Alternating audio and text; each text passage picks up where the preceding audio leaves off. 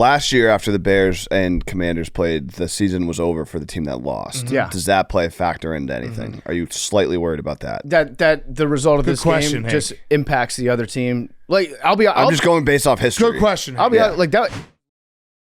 On today's Part of My Take, presented by DraftKings, we've got a packed show. We got Jeff Passan on to talk MLB playoffs, the looming lockout, and a lot of other cool stuff. He's been on the road with the Blue Jays and Mariners series. We're going to talk playoff baseball. We also have Matt Leinart on to talk some college football. We're going to talk Monday Night Football, the Bears' big win in Washington, the Falcons' big win over the Bills. We got Guys on Chicks. Great pack show for you on a Wednesday, and is all brought to you by Game Time. The NFL is in full swing. Tailgates, pack stands, that buzz before kickoff, but getting in a nightmare. Queues, price jumps, getting logged out mid-click. All you want is to be there, beer in hand, losing your voice with the crowd. The Game Time app gives the advantage back to fans. It's the hack for unlocking amazing tickets and experiences in a few taps. It's incredibly easy to use. The Game Time guarantee means you can trust you'll get 100% authentic tickets on time and at the best price. Plus, fees are always included, so what you see is what you pay. Hank, what game are we looking at this weekend? Looking at the Saints at the Bears. Bears are back. The city is buzzing. Tickets to the Bears, Saints at Bears is $258 right now in the Game Time app. Okay, so get to Soldier Field, the 3-2 Bears. Game Time has the deal for you. Take the guesswork out of buying NFL tickets with Game Time. Download the Game Time app, create an account, use code PMT for $20 off your first purchase. Terms apply. Again, create an account, redeem code PMT for $20 off. Swipe, tap, ticket, go. Download the Game Time app today. Okay, let's go.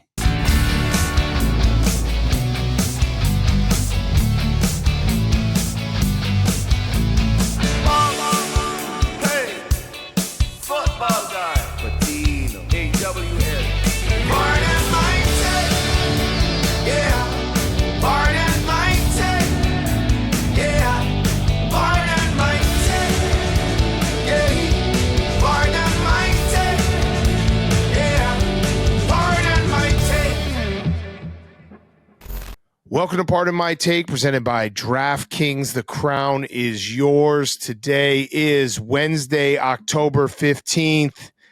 And listen, we're not leading the show with the Bears Commanders. It's coming up back in studio, but the Bears did have a big win in Washington on Monday night. So I just wanted to let everyone know, because if they're listening, you're going to be like, hey, why aren't they talking about the game right now? We're taping the first 10 minutes about baseball, but the Bears did have a big win on Monday night against the Washington Commanders. And to be clear, we're not leading with that. No, well, we could lead. We could talk about it more. We've already talked about it, but we could talk about it more if you wanted to. We're not leading. We're not going to talk about that at the top of the show. Yeah, we're talking. Yeah, but I wanted to let everyone know that the Bears beat the Commanders, and we're going to be talking about it because they probably tuned in. And they're like, "Why aren't they talking about it?" I just want to drive that point home for the listener. Right. Yeah, but that's why we're not talking about the Bears' big win against the Commanders right off the top. Agreed. Yeah. Actually, what we should be talking about is Zach's big gif from that stream. I think the real winner of that stream was Zach's surprised reaction face, because that gif is going to outlive all of us. Have you seen that? Wait, Zach, talk us through the moment. What happened and what caused you to do that reaction? There's a couple moments during this game that could have been that reaction. I think that may have either been a field goal situation or the handoff. Hank's fumble. So what happened? What happened? Interception? It was it an interception, fumble, or game-winning field goal? Hank is such a piece of shit. I'm trying to blow up. I'm trying to get context. I think you brought it up. It was the fumble. Everyone knows it was the fumble. I didn't see it. Zach, there was a lot of weather. Fumbled though? Who and fumbled? The handoff guy. Well, Give them the guy context. some call the handoff guy. Jayden Daniels didn't hand it off. Okay, and then and your reaction was surprised. It was just a bad. I mean, you can't fumble there. No, you can't. I just PFT. I'm trying to get more info. You can. You said it was possible to do. The talk of the stream. It's happened. Hank, you're a piece of shit for the record, but we're not talking about that game right now. We're gonna have to tune in later. He's giving context to the viewers. They don't know. You brought it up. Hank, if that happened to you, you would just not show up for the next show. I definitely wouldn't bring up the worst moment of the game at the top of the show. I was trying to shed a little light on my man Zach, because every time I see that GIF, I laugh my ass off. It's an outstanding reaction shot. Can you explain the GIF? I didn't see it. Memes, can you drop it in the group chat? Explain the GIF and explain what we were watching when you saw the GIF. When the GIF happened. We were watching the game. It could have been one of 3 games. It was either the Bills Falcons game. It could have been the baseball game. It's an amazing GIF, right? This is the fumble face when Jayden Daniels fumbled the game away, Zach? It might have been when Terang ducked out of the way of that pitch that should have hit him. I'm not sure which one it was. This is if you walked on the street and you're like, what is he watching? People would just be like, that must be Jayden Daniels fumbling Monday Night Football away. All right, I'm being a good sport. If this was Hank, he wouldn't be here. If this was Big Cat during this segment, he would have rage quit the podcast, fired everybody. You brought it up. That's not true at all. I haven't rage quit ever, so. You walked out pretty fast last night. Listen, we all don't deal with losses well. It happens. But we are going to talk about it. I sat in my car for about 15 minutes. Yeah. We all suck at losing. And everyone who watches sucks at losing. And then they say, oh, that person sucks at losing. And it's like, yeah, we all do. No one likes to lose. That's that's reality. All right, let's talk playoff baseball. Dudes on dudes. That's what the Dodgers are. They just have dudes everywhere. They just hit home runs. They had Blake Snell start game 1 and go 8 innings, 1 hit. What do you have? 10 Ks, and then they had Yamamoto go game 2, and he went 8 innings, 3 hits. What did he end up having? Oh no, he's still going. It's 5-1 right now. He's gonna go. He's gonna go complete game. He had 6 Ks. He's gonna go complete game. He gave up 1 home run. It just depends on which night. If Muncy's gonna hit a home run tonight. Teoscar Hernandez is going to hit a home run. Oh, Tommy Edmonds going to hit a double. Freddie Freeman's going to have a big hit. Oh, Shohei, he hasn't even been that good in the playoffs, but he'll get hot. It's crazy how good the Dodgers are. It's not fair. It's not fair. I agree. It's not fair. I was trying to think of an analogy, like a Colin Cowherd analogy for how good the Dodgers are. And the only thing I could come up with was like getting divorced. It's like going to see your attorney. They slowly bleed you dry over the years. It's no fun. Eventually you reach the finish line. Nobody's happy after it's over. But the lawyer's going to make their money, and that's what the Dodgers are, a divorce attorney. They're so good though. Yamamoto, by the way, they usually don't let him go 9 innings, right? No, and it was just like, but he used to all the time. Like that was his thing in Japan. Is like, this guy is a beast. He had like a bunch of complete game no hitters, a bunch of complete game shutouts, and I think he won a triple crown in Japan. Like led the league in strikeouts, ERA. And what would the other one be? Wins. Did those three things 3 years in a row in Japan before, and then the Dodgers are like, oh yeah, here's $300 million. We're just going to be good for forever. Yeah, and so he officially he just finished off the complete game. So he went 9 innings, pitched 111 pitches, gave up 3 hits. He gave up pretty much the meanest way you can beat a team. He gave up a home run in the first inning to Jackson Chourio. And you're like, oh shit, he might not have it tonight. This could be something here. And then just gave up 2 hits the rest of the game and completely shoved. And the Dodgers also hit. I say it's not fair in like the most I'm just jealous of it mode. You know what I mean? It's not like I'm like, oh, this is not fair. This is like baseball's ruined. I'm saying it's not fair. Like I want that. I want an owner who's just like, oh yeah, we already have a ton of dudes that are awesome. Let's just pay another dude $100-200 million just to get even more awesome. Oh, all our guys are injured during the year. It doesn't matter. As long as they're healthy for the playoffs, we'll be fine. And that's just what the Dodgers are doing. It's like they're just the Brewers are a good team. They're a really good team. The Dodgers are just squashing them. The Dodgers there's no doubt about it. They're a great team. They're an awesome team. But I like watching good games, and we haven't gotten too many of those from the Dodgers. I mean, well, granted, game 1, it got good. There was some chaos that happened in game 1. Yeah. I still think that Bryce Terang should have stayed in and just took one for the team. You got to wear that one, right? So, okay, Max, I want to hear your take on it because you played, no big deal, in college. I was thinking about it because, yes, sitting on the couch, we all in the moment were like, how do you not take that one? Yeah. I think that's just muscle reflexes where it's like you're just trained to not, to get out of the way of a pitch. And he's not even thinking in that moment of like, oh, if I get hit, you walk, it was just total muscle memory, dodge the ball. Of course, yeah, that's exactly. I think the only way that you wear that pitch is if you like immediately identify a curveball and you know that it's going to hit you, and then you can tell yourself, okay, just don't move on this one. But if it's coming in at any rate of speed whatsoever, you probably do move out of the way. But that's where I'm saying a guy like me or you would actually be an asset because our reaction time wouldn't be good enough. We would get drilled by that. Not only that, but we would go in and hug the plate and just be like, please hit us. Max, is that a fair take or is it wrong? It depends on the player. I'm wearing that shit all day. But that was the sort of guy I was. Same. Actually, though, I got hit by a pitch so much I never moved. I granted I wasn't seeing 100, but I saw pretty fast pitching, and I never even there's players out there that are wearing that pitch, and he just isn't one of them. But that's what I'm saying. It's his muscle memory. No one's gonna fault that guy, but he's just not that guy. Right. And I will fault that guy. I will fault that guy. Max, how much shit did you put on before you stepped up to bat? Did you have like the arm protector? Did you have like the shin guard? I had both. I had a shin guard and arm because those are the only two things that like can actually, other than a helmet, but like those are the only two parts of your body that if you get hit, it can actually like fuck you up. And as someone who loved getting hit, like that, if I have those two things, why would I get out of the way? The so when you would walk in college ball, you were like, remember when Barry Bonds would walk and it would take him like 20 seconds to undress? He would just stand there and just slowly take everything off and throw it back, like the elbow guard, the shin pad. Like it was so funny when it would just be this long process of like, you just walked me. Now you got to watch me undress in front of you, bitch. You'd have to have Barry like Bonds two kids run out there to grab all of this stuff and take it back to the dugout. Yeah.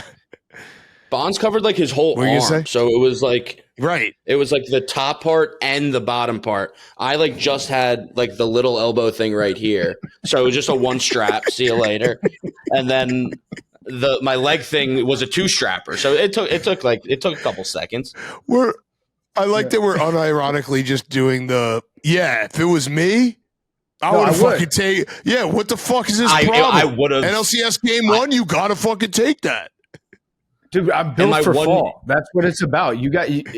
That's your moment. You just got to take it. You got to be in severe pain. I would probably get stretchered off the field and taken to the hospital afterwards. I'd be in severe pain. I need a pinch runner. But if I could do one thing, it's get hit by a pitch. I know that I could do that. Yeah. Yeah. Oh, man. All right. So, the Brewers are in trouble. And then the Blue Jays, the Toronto Blue Jays, are in trouble because the Mariners went into Toronto and won game 2. We talked about game 1 on Sunday night. They won game 2. They just mashed. And it's just like, that's crazy that they walked in like after that type of series they had with the Tigers having to go all the way to Toronto, play after a 15-inning game, win game 1, which I thought was a throwaway game. Then just pummel the Blue Jays in game 2. Series over? Series over, yeah. Yeah. Mariners up 2-0. So we're going to go West Coast Mariners Dodgers World Series? I think it's series over. We'll get into it with Jeff Passan in a little bit, but I do feel Team of Destiny vibes from the Mariners. Now, their destiny might be to just get waxed by the Dodgers in the World Series, but I do think that Seattle's going to get there. That will be an all-time graphic of like everyone who's rooting for the Mariners and everyone who's rooting for the Dodgers, because how can you not root for the Mariners in that situation? Yeah, it actually might be all 50 states. Yeah. Yeah. Because in California, Giants fans, exactly. Yeah, there's a lot of people in California, the Angels diehards, all like 40 of them. They're gonna be rooting for the Mariners as well. I feel like this might be a clean sweep for America, and then everyone in America loses when the Dodgers win. Yeah, they might have to add Japan to the map. Yeah, just to even it out. No, Japan probably also the Mariners. Yeah, Ichiro. I don't know. Shohei's a pretty big deal right now in Japan. He is. Yeah, that would actually be close.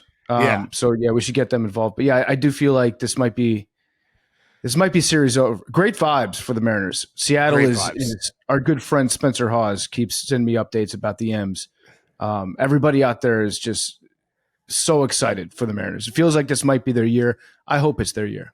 Yeah, I mean, even getting to the World Series is never done. So, yeah, we are going to talk more baseball, extended baseball talk with Jeff Passan. I had two other things real quick before we send it back to ourselves in the studio and talk football. One, did you see Coach Cal today at SEC Media Day? And he said he is going to retire if things get too transactional. Oh, good. We don't want that in sports. We don't want transactions in college basketball. That's a bridge too far for Coach Calipari. Here's his quote. The only way I want to help 25 to 30 more families, Calipari said during SEC Media Day, basically saying he's going to coach for whatever it is, 4 or 5 more years. The only way you do that is to be transformational as a coach. If you're not, you're transactional. If I become transactional, I'm going to pay you to do this and that, then I don't want to do this anymore. I don't need to. I mean, here's the thing, though. Coach Cal has been great at being transactional. I'm not saying that he didn't care about the families. I'm not saying that he didn't do great things for his players in terms of setting them up for life in the NBA and getting them insane amounts of money. He did a great job of that. But a lot of that shit was entirely transactional. It's like, correct, come play at Kentucky for a year, and then you're going to make a ton of money. We might not always win the most games, but I'm going to get you drafted, and I'm going to market you even after you're gone. And then, that I don't think that he should be complaining about that. I guess other guys have gotten better at being transactional, so he doesn't want to compete in terms of being transactional. Yeah, I don't know. It's just coming from him, it was very bizarre. But who knows? Maybe he's going a little senile. No transactions. It's all transactions. No transactions, though. There's some other great coach news out there today. Yeah. In the NBA. What is it? Did you see what the Celtics did? I fucking love Missoula, man. Did. Yeah. Joe Missoula is the best. They usually have a media versus media basketball game before the season starts where all the Celtics media plays against each other. And at the last minute, Coach Missoula was like, hey, we're switching up the format just a little bit today. It's going to be the media against the Boston Celtics coaching staff. Mm-hmm. And they just dunked on him. They beat him 57-4. I love it. I love that. Just setting the tone. Hey, Jeff, it's a power dynamic for all the press conferences for the rest of the season. Yeah, to be like, hey, I saw you dribble it off your foot. I know you suck at this. Don't ask me that question. When you start asking me about my lineup rotations, just remember I dunked on you 5 times. Right. I love that.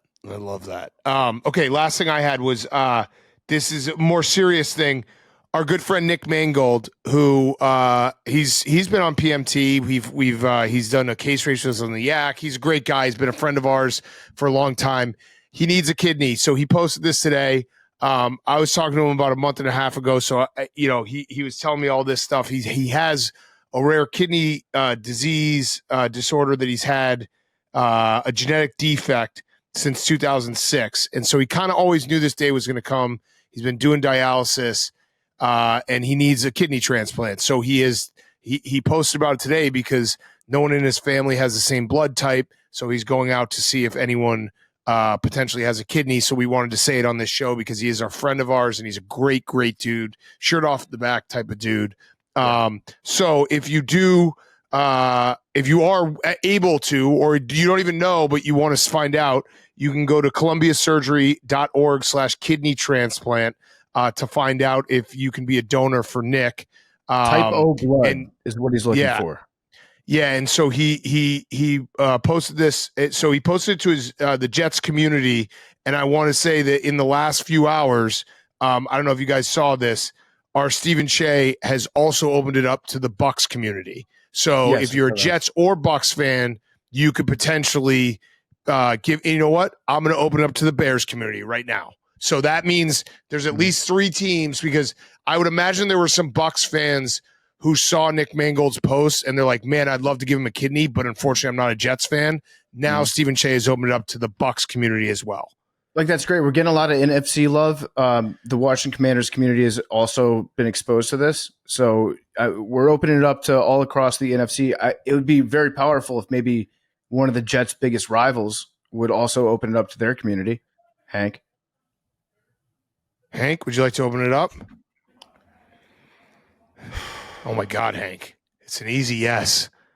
Yeah, I mean, I guess, that's some things, I guess, as the saying's true, some things really are bigger than sports. So, yes, the New England Patriots community will open it up to Nick Mangold. All right, so Drake May, if you're listening right now, check it out. Give up your kidney, Drake. Shout out to Steven. That was I don't know that I would have had the courage to do that if he hadn't kind of started it. Like that was tough to do, but because Stephen Shea did it for the Bucks. He opened it up for because I know how this works. There was 100% a guy sitting in Tampa who saw Nick Mangold, like maybe even an Ohio State fan in Tampa, and he saw the post. He's like, "I have type O blood. I want to give a kidney, but it clearly says Jets." And then Stephen Shea swoops in. And he's like, "Hey guys, we're going to be open for business now, Bucks community, and now we're off and running. So let's open it up to all 32 teams." Zach, be honest. If you were when you saw that news, were you like, what? How is he opening up to the Bucks community? Did it seem like it was Steven's place to do that? I think if anybody across all 32 teams is down to slide him a kidney, that would be sick. And if you want to do it, you should definitely, if you're type O, Lincoln Build, get him a kidney. Yeah, that'd be good. Lincoln Build. Lincoln I like Build. That. I should have said that I privately, when I first talked to him about this a couple months ago, I did privately offer up the entire Barstool office. I was like, I'll find you a kidney. We got guys who will give a kidney. So that also is still on the table. We might have to get everyone tested blood-wise and just figure out someone in the office who what? Except Mincy. Imagine if we're like, we got you a kidney, it's Mincy's. Nick, no, thank you. I don't know about that one. But yeah, if we can get a representative from every all 32 NFL teams to say like, yeah, we're opening it up to our fan bases, I think that'd be a good thing for us to do. So let's shoot for that tomorrow. Yeah.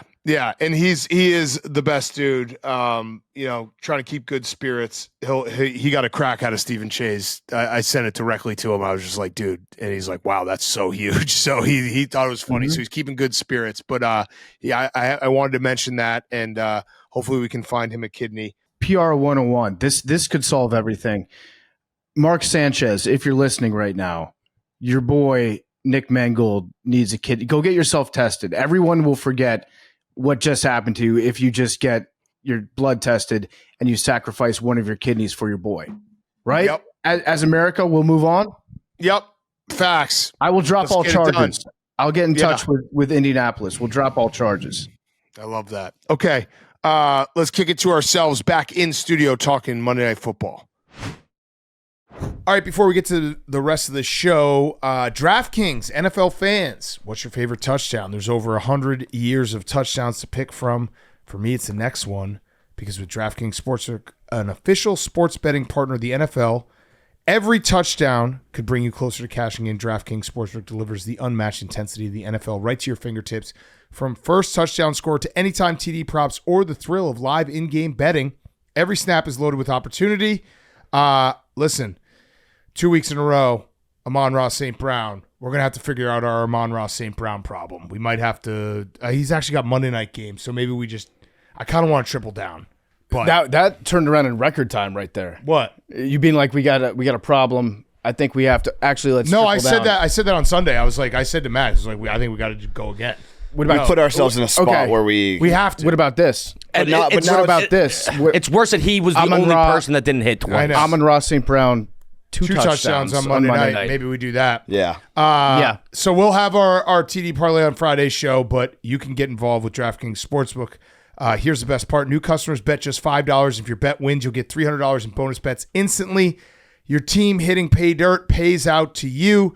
Download the DraftKings Sportsbook app. Use code TAKE. That's code TAKE for new customers to turn $5 into $300 in bonus bets. If your bet wins in partnership with DraftKings, the crown is yours. Okay, Monday Night Football. Falcons Bills. Okay, you want to talk that game first? I mean, what a crazy game that was. Listen, Bijan, incredible. Awesome game from Bijan. And are we worried about the Bills? Well, they said there is. Some people have said that Josh Allen has had a little bit of a swoon right now. Yeah. I think that's fair to say. I think the Falcons might have figured something out against him. They just blitzed the fuck out of Josh. And there's a lot of Bills fans, rightfully so, being like, why is James Cook not getting more carries? The Bills are 0-2 when James Cook goes under 100 yards. He had 52% snap count, which was his second lowest of the season on Monday night. First of all, the Falcons are good. I was joking, but we can talk about the Bears Commanders. No, we can do the Bills first. That's fine. Okay. I mean, we have 2 games. Chronological, yeah. Okay, Yeah, we have 2 games. The Falcons are good. Michael Penix, that first half, he was awesome. And Bijan is electric. And, like, if you're a Falcons fan, you have to be so pumped. That drive, I think, to take it to 14-7, where it was like Michael Penix to Drake London, Bijan for 22 yards, Bijan for another 10, Drake London touchdown. It's like, that's it. That's it right there. Yeah, that's the whole thing. That's why you draft these guys high and you have everything kind of putting together in the right time. When the Falcons have an offense that uses their weapons, you realize how dangerous they can be. Yeah. And Bijan might be the best running back in the NFL right now. Yeah. Just get him the ball. Like, it's one of those offenses where, to an extent, like an 8-year-old could game plan and put something in place that could be pretty competitive, where it's just like, I really like Bijan Robinson. Let him run the ball. Yeah. Find him in space. Throw the ball to Kyle Pitts. Throw the ball to Drake London. And these are all correct answers for that offense. And the Falcons have a defense that can match it now. Like, they have had very good defensive performances. That Vikings game they played against the Bills on Monday night. The Bills are obviously a very good offense. The first half on Monday night, Bijan had 152 yards. Drake London had 147 yards. And the Buffalo Bills had 131 yards. Yeah. And it could have easily been 28-7 if it wasn't for that last second Drake London stepping out like 6 inches from the end zone as time expired. Mm-hmm. That's how crazy that first half was and how good the Falcons played. And they did just enough to hold on in the end.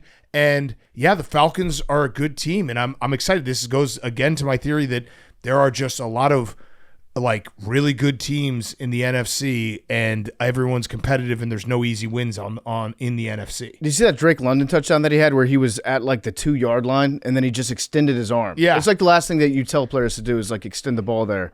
But his arm is an exception to that rule. Yeah. These guys are so long. They've got so much size on offense. Michael Penix said after the game, the Falcons are really legit. Are they really legit? I think they might be really legit. I would put them in the legit category. Yeah. I think they're legit.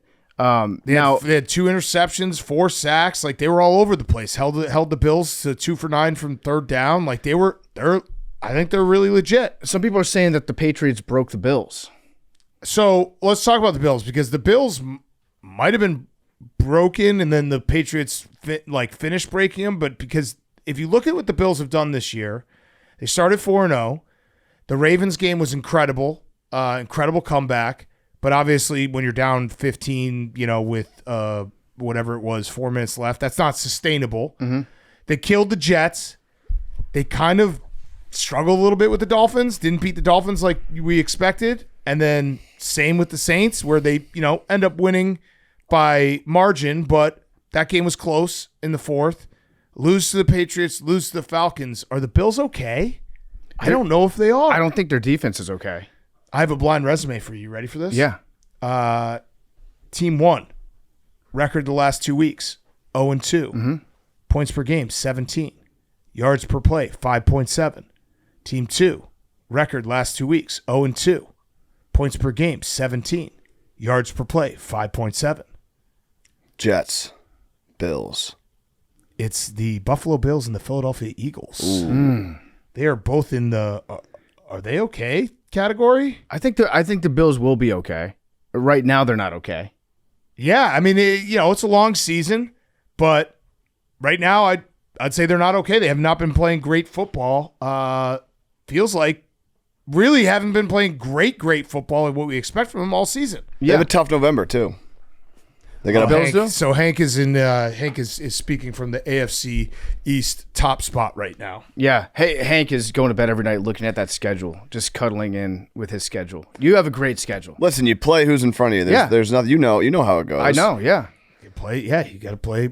You are what your schedule says. They have a bye, the Panthers, and then in November they have the Chiefs, Bucks, Texans, Steelers, and then they have the Dolphins too. But You skipped over the Dolphins. You did. So that I'm saying that's four. That's four. It is four not easy games in the Dolphins. And it's especially a tough schedule if you just don't mention the Panthers and the Dolphins. Well, the Panthers in October. I said they have a tough November. It is late October. Yeah. They have a tough November. But then they play the Bengals right after that. Yeah. That's in December. And the Browns as well. And the Jets. I feel like you guys didn't hear me when I said they have a tough November. November if you take out the Dolphins game. 3 out of 4 games. Well, I mean, the Dolphins. They have 5 games in November. 4 are hard. The Dolphins played pretty competitively against the Bills when they played on Thursday Night Football. We don't know what the Dolphins are going to look like at that point. I've got a pretty good idea what the Dolphins are going to look like. Well, I meant more like, will they have a coach? Yeah. Well, maybe. Schefter said yesterday, I don't see anything happening soon. Was this after Brian Callahan got fired? This was before Brian Callahan got fired. Was he speaking specifically about the Dolphins or the league in general? I believe he was speaking about the league in general, but emphasizing the Dolphins. Got it. Yeah, Brian Callahan did get fired. That does hurt your revenge game a little bit. It really does. Also gives the interim head coach bump. Who is the interim head coach in Tennessee? Mike McCoy. So he was the Chargers head coach. Fun fact, he was the last San Diego Chargers head coach. Yeah. Mike McCoy is one of the most forgettable NFL coaches. Yeah. And the Titans have had a few of those. Who's the Texans coach for a year? No, the Cardinals coach for a year. Steve Wilkes. Steve Wilkes. And are you thinking of Culley? Yeah. Culley coached the Texans. But if you look at the Titans' history of coaches, I mean, we can just pull it up, but off the top of my head, Mike Mularkey, Mike Munchak. Yep. Right? Mike McCoy. They love Mikes there, don't they? They love That's Mikes. Weird. Ken Wisenhunt. Mm-hmm. They've had some real... Jeff Fisher. Sometimes you got to go back. Stands out. Dude, sometimes you got to go back to move forward. They would kill for 8-8 right now. Yeah. But yeah, that it's tough to get fired before even Halloween. It feels like, oh man, it was really... There always is one. Whenever it happens, that probably is right. Yeah, but it was. I think it was a mercy kill. Yeah.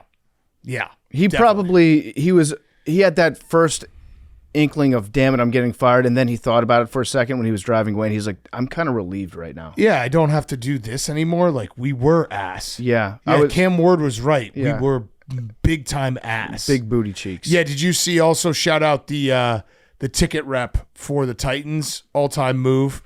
He texted this. Paul Kaharski tweeted out he had, or a friend got this from Paul, but it said it was just a reply saying, I don't have this number saved in my phone, so I'm not sure who this is. And then the reply is, it's Dan from the new stadium team. You told me I'm in if Brian Callahan is fired on September 23rd, 2025 at 3:08 p.m. So he was texting everyone who gave that response, being like, hey, now you ready for tickets? Mm-hmm. So shout out that guy. You got to hustle. That's big time hustle. That's great follow-up. Excellent use of Salesforce by that guy. Yeah. All right. The other Monday night game, Bears Commanders. Bears win. Jake Moody. Shout out Jake Moody. He was cut from the Niners. Goes into a full storm. Cairo Santos gets hurt. Hits 4 field goals. The game winner. Where do you want to go with this, PFT? First of all, I mean, credit to Jake Moody. Jim Harbaugh said death taxes Moody. Yeah. He loved Jake Moody. Mm-hmm. And he had a tough start to his career in San Francisco. I think he was kind of on Kyle Shanahan's shit list from that game against the Browns. I forget, that was early on in that first season for Moody. But after that, it felt like he was just scared the entire time. And last night, he not only made those field goals, he fucking drilled. They were all dead center. Yep. No doubters. So, yeah, credit to him. And credit to the Bears. The Bears, it should not have been a close game. I went back last night. Obviously, when you have a tough loss, you have to sit in it for a while. Mm-hmm. You have to look at everything. I went back. I watched a lot of the game. The refs were terrible. It was horrendous. They were really, really bad. This was a game that if the Commanders had won, and to be a good team or a great team, you have to take advantage of games that kind of fall into your lap, like this one did for the Commanders. Yep. The refs, you could make the argument that they took 14 points away from the Bears and that they gave the opportunity to score 7 points. I don't want to say they gave the Commanders a touchdown, but they certainly extended a drive for the Commanders that led to a touchdown. On the Nashon Wright face mask? Or was that something else? I actually think that I think it was the Nashon Wright face mask, but there was contact with the face mask, but it was ticky-tack. It was small. And it was also the Montez Sweat, which I get. You call if there's hands on any quarterback. That one, was kind of a 50-50 call, but the Theo Benedict call was terrible, which was a Roma Dunze touchdown. And the Colson Loveland call, which kind of ended that drive, was a terrible call. Those refs, by the way, they are the worst refs in the league. They are number one in penalties called. Going into the night, they had called 95 penalties in 5 games and 22 penalties that were declined. They're a first-year crew. They're so bad. I was just happy that the Bears were able to overcome those type of situations where they could have easily folded. That was a game that the Bears don't win. And they've now got 2 of those with the Raiders game and the Commanders game where the Bears just don't usually win those games, and that's coaching. Like Ben Johnson in the bye week, we talked about it on Sunday. It was clear that the running game was a focus because he got that thing fixed, and DeAndre Swift was an absolute monster, and Theo Benedict making his first start was really, really good. And it was one of those games like, hey, the Bears usually fuck this up, and they weren't the team that fucked it up. The Commanders were the team that fucked it up. Yeah, I mean, it was a winnable game, and it was not the best game. Like, our run defense was pretty bad. Our rushing game was not good, especially going up against – we thought that the Bears – I mean, by the numbers going into this game, the Bears were last in rush defense, running defense. And the Commanders were first overall with our ground game. So did not take advantage of that. Bill didn't have a great night. Bill fumbled. Didn't have any really like super explosive plays in the running game. There was a lot to like. Like Jayden made some great throws. Cliff, I thought, called a pretty good game on offense. He schemed up a few big plays, like the touchdown to Luke. Went back and watched that again. That was a great play design by Cliff, where he had him like pretend to block on a screen to Debo and then take off after starting the route off slow. That was a great play. I should address the fumble at the end. He's the best handoff. If I could take it back, league. I would. I wish that I had not proclaimed Jayden Daniels to be the best quarterback at handoffs in the league. I think we can say he's not the best.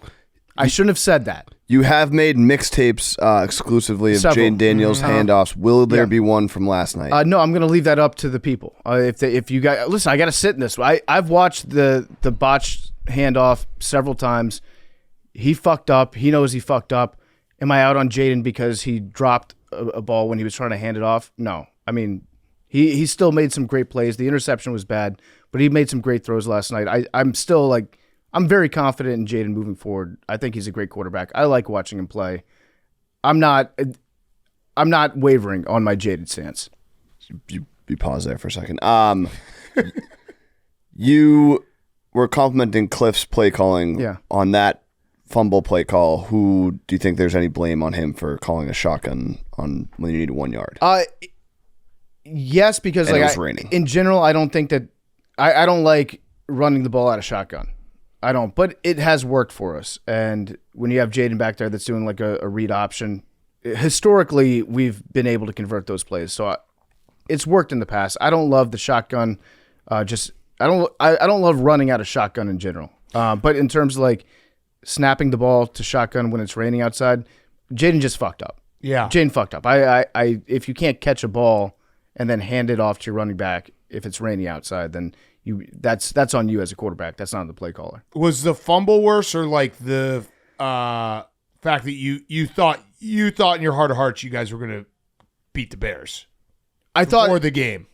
Yeah, no, I thought. Wait, what's the question? Like, what's worse, the fumble happening, or the fact that like the whole thing, like you thought you were going to beat you thought the Bears probably weren't good, and you were going to win this game. I thought that we were going to win the game. Yeah. I mean, at home on a Monday night, I like our chances. It was a close game. The fumble was tough. I mean, that if you don't fumble that ball, you probably win a game that you shouldn't have won. And I don't think the Commanders were the better team last night. I think the Bears were the better team last night. I think the Commanders are a very average team right now. Our defense is big-time suspect, and we lack a lot of explosiveness on offense right now. So I still think when all is said and done, because it's a long season, we do have a very hard schedule from here on out. I still think that we're going to make the playoffs at 3-3. I think that that's definitely a possibility. But I don't think that we're a very good team. We're just not. I don't think anybody – did anybody watch that game last night and think to themselves, damn, I'm scared of the Commanders? No. Nope. Yeah, you shouldn't because it wasn't that good. If the refs, if they get, the calls they were getting, that's scary. But yeah, that's true. That is actually a really good point. If you can bring that crew with you, yeah, then they would be very scary. Yeah, I mean it was a bad game, bad fumble at the end, bad fumble by Bill, bad interception by Jayden. But there's still, you can look at the game and be like, yeah, there's some stuff on offense that was really good last night. Yeah, I'd be happy with that. The Bears are, the Gateway game, the Gateway's wide open. I said to you, if they beat the Cowboys, there's a chance they could be sitting there at 6-3. They got to win the games you're supposed to win, especially like against the Saints next week at home. The best way I'd put how I feel about the Bears right now, I am not ready to say they are a good football team because there's a lot of stuff that still needs to be cleaned up. The defense secondary's banged up, and they are big-time ball hawks where it's like got to take away the ball, and if they don't, we can get gashed. Caleb played okay, not great. He had moments that were good, moments that were bad. But I would say the Bears are not a good football team, but they're unequivocally no longer a bad football team, and that is a very important distinction to make in the progression of a team. Yeah, I mean the running game looked awesome last night. The Bears found something against the Commanders' defense, which was exploit the outside, run the ball to the outside. And it worked really, really well. Yeah, and Ben Johnson's awesome coach because again, it's not a coincidence that we have now won 2 games that the Bears normally never, ever win because Ben Johnson is the coach and the culture has shifted. So I'm very excited. I'm staying 6 out of 10 excited, but I'm very excited because, again, no longer a bad football team. We've graduated from that class. Is Ben Johnson a 25-24 merchant? He is. Those are the games that we win that we never supposed to win. And we know that people didn't think the Bears were going to win that game because thank you for everyone who was watching on the stream. I think we had about like 13 to 15,000 people watching for the majority of the game. And then as the Bears went to line up for that kick, it went to like 26,000. Those are the sickos and perverts. After the fumble, up. There was just people sick at their house. Showed up. And then they just I thought he was going to miss the kick because I was like, I've seen him miss 38-yard kicks. But I was very excited. I'm excited about the Bears. Like they are, again, I'm not getting ahead of myself where I'm like, oh man, this team is awesome. I'm thinking about playoffs. So I'm not thinking about playoffs yet. But not being a bad team feels really good. It feels good to no longer be a bad football team. Yeah. Now we got to be a good football team, and that starts with beating the Saints, who you should beat at home. So I said 25-24 merchants. That's back-to-back games for the Bears, winning 25-24 exactly. That's the first time since 1926 that an NFL team has won consecutive games by 1 point with the exact same final score. Hank, you have any idea who the previous team to do it was? I don't. 1926, probably the Bears. It was the Frankfurt Yellow Jackets. Oh. And they beat the Detroit Panthers twice. They beat them 7-6, and then they beat the Bears 7-6. Pretty crazy. Wild. Yeah. Pretty crazy. Wild. Shout out to Dan Quinn, though, maybe the challenge of the year. He's a complete psycho. He challenged a 1-yard completion. I did not know what he was doing at the time. I don't think any coach in NFL history has ever charged or has challenged a non-first down 1-yard reception. He got the call overturned on the field, and then it ended up actually making a big difference because we held them to 9 yards. I knew exactly what he was on that doing. offense. I said it on the stream. I was like, the Bears are going to get stopped at 4th and 1, and then they got stopped at 4th and 1. Yep. Congratulations to Hank. Also, hit the hater parlay. Thank you. What was in the hater parlay? It was Jayden Daniels to throw an interception. Jayden Daniels under passing yards, Bill under rushing yards, and Bears money line. Wow, that is a hater parlay. It is a hater parlay. But it hit. And Jayden Daniels needed like 30 yards in the fourth quarter, and Bill needed like 10 rushing yards in the fourth quarter. And they got the ball twice, and the only yards they gained were basically penalties in the 3rd and 13, and that was it. Yeah. Yeah. I think McNichols might have had a good run sprinkled in there somewhere. But yeah, I saw the sidelines, and Bill did not look happy with himself. It's 2 games in a row with a fumble. And it wasn't a great night for the Commanders offense. It wasn't, but like I said, there were some good things that you can take away that you can look at and be like, okay, they did this well, they did that well. I'm not going to say the sky's falling. It's Monday Night Football. It's under a microscope. It was a bad loss, some bad mistakes, but I'm not like the season's over. Last year, after the Bears and Commanders played, the season was over for the team that lost. Yeah. Does that play a factor into anything? Are you slightly worried about that? That the result of Good this question, game Hank. just impacts the other team. Like I'm just going based off history. Good question. I'll be honest, like that. It was lucky as shit that the Commanders beat the Bears last year. It was a great throw. It was you have to set up the Hail Mary correctly. That was a good drive at the end, but like to win on a Hail Mary that's deflected, a lot of things have to go your way. That was a lucky win. This was just we weren't the better team. So I'm not saying that the season's going to fall apart because we lost to the Bears. I think that what you're seeing right now is a team that in this iteration, if they don't improve, they're going to end up like 8-9, 9-8. Max, you just looked up the NFC East standings. Did you think the Commanders were lower than you thought they were going to be lower? No. What were you looking them up for? The NFC East could just not be very good this year. Yeah. That's the thing is, yeah, we're what, one game behind the Birds? Just one game. And then, well, here's what I'll say. This week, Cowboys. There's gonna be like 60 points in that game. You must win or can't lose. I feel like it's gonna be. How would I describe this game? Because you do have the Lions and Chiefs after that. This is a can't lose. Yeah, You can't lose this game. You need to get the offense looking right against that defense, and you need to see some signs of improvement. Now, if we lose to the Cowboys, will the sky be falling? the sky might be falling. I think the sky's going to fall. The sky might be falling. The sky might be falling. If you dip below 500, with the Chiefs, Seahawks, and Lions on deck. on deck, yeah. And then for the rest of the season, I mean, we have a hard schedule. If you look at it right now, the one game that you would point at and say this is probably one that we should win would be the Dolphins, but that's in Madrid. So who knows what's going to happen over in Spain. And you lost one that you looked at before the season thinking you'd win with the Bears. Yeah. Bears at home. I definitely thought that would probably be a win, and it was not really. I mean, it's 25-24, and we should have won the game, but we didn't deserve to win the game. The Bears won the game. Yeah. Any thoughts on a tattoo? Oh, yeah. Yeah, I mean, I thought maybe I'd just get Zach's tattoo. That'd be sick. Get the eagle, the giant eagle on there. We be tattoo twins. Maybe a tramp stamp eagle. It'd be Tattoo fun. twins would be I don't know. fun. I'm open to suggestions about the tattoo. I want to get it done soon. Plaid sleeve? Plaid half sleeve. I'm going to get that at some point. What better time than now? What better time than now? You've talked about It'll probably take a while. I don't know how long do they let you stream for? You don't have to stream it. We just do a PMTV. Okay. Get it in pieces. Time lapse. Yeah. Easy time. I'm going to get a plaid sleeve at some point. Yeah. Sounds like you're not. No, I've been playing this out for years. I can only see, there's only one example of a plaid tattoo that I've ever seen. And it looks pretty sweet. It's like you're in constant flannel. By the way, one last thing about the game. Troy Aikman just hates Caleb Williams. That's fine. Just say it.